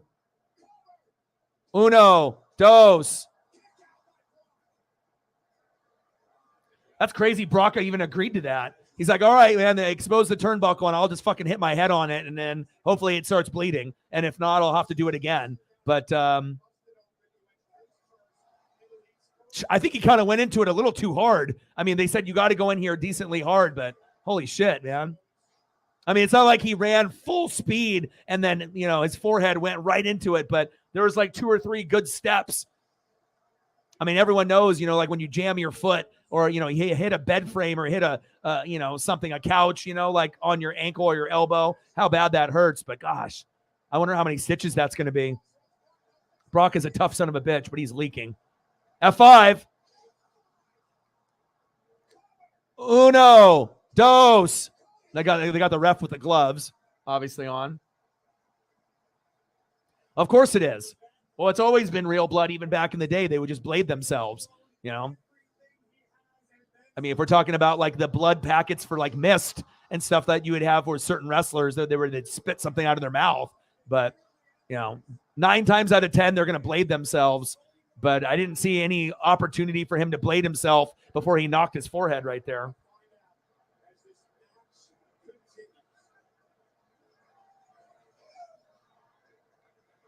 I mean, fuck, when's the last time we seen Brock bloody, honestly? It's been a while.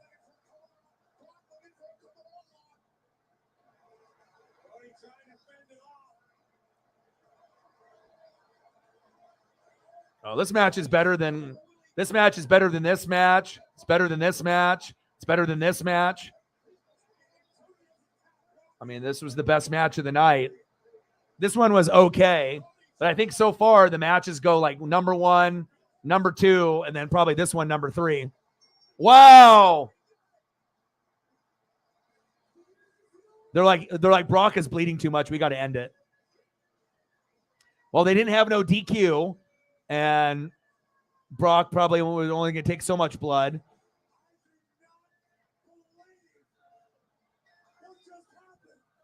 Kind of an unusual finish there.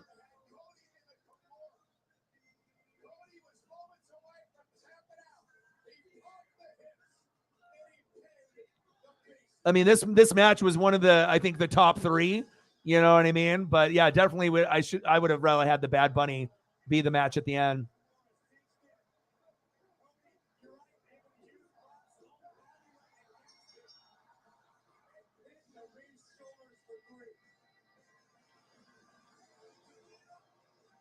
I mean, for shock factor with the blood, and everything, but obviously the crowd isn't in the same feeling as if like Bad Bunny, winning at the very end and walking out with LWO. No celebration at the end for Cody. They're just like, get the fuck out of there. It's over. Like no celebration, no fireworks. He just goes straight to the back. That's it. They definitely could have ended that much better. They're like, well, the Puerto Rican crowd doesn't really give a crap about me. I'll just go to the back. Wow, look at that cut.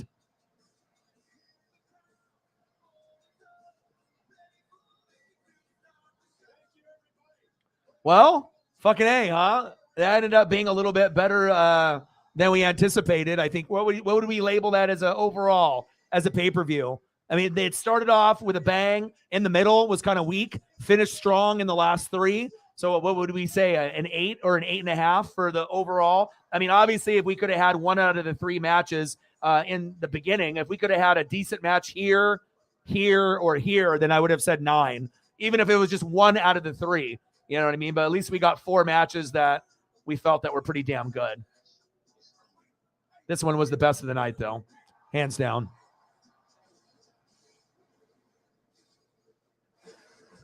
Well, fucking A, guys. I had a great time. We're going to end up doing the Kraken tomorrow. Thank you so much for everyone's generosity and all the donations, all the comments, all the love, all the sharing. You guys are the best. I love you and I appreciate you. Yeah, I think 8.5 is right on the money. I think that's what I'm thinking too. 8.5. But if we would have had 1 good match out of those other 3, then I think 9. But overall, a little bit better than I thought based off paper. On paper, it looked like it was going to be a 5, and there was some pretty cool moments in this pay-per-view. So, well, I love you guys, and I appreciate you guys very, very much. I'm going to go try to spend some time with Paisley and eat some food and relax, and I'll probably end up rewatching a little bit of this later on. You guys are the best. I love you, and I appreciate you. Shout out to Matt, Sarah, Lenny D, Walter, Cyberpunk, Mike, Odin's son, all of y'all. I love you guys and I appreciate you very, very much. Great to have you in the room the whole stream, Walter. It was fun. And hopefully I'll be able to see you again. And you guys have a great rest of your night. And I'll be back tomorrow for the Kraken and the Stars playoff matchup at 6:30 p.m. Pacific time. We'll do that. And I hope everyone has a great Saturday night. And I got one question for you. Who talk sports like us? Your boy Ryan, Northwest Sports Fanatics. Enjoy your Saturday night. And I'm out. Gang.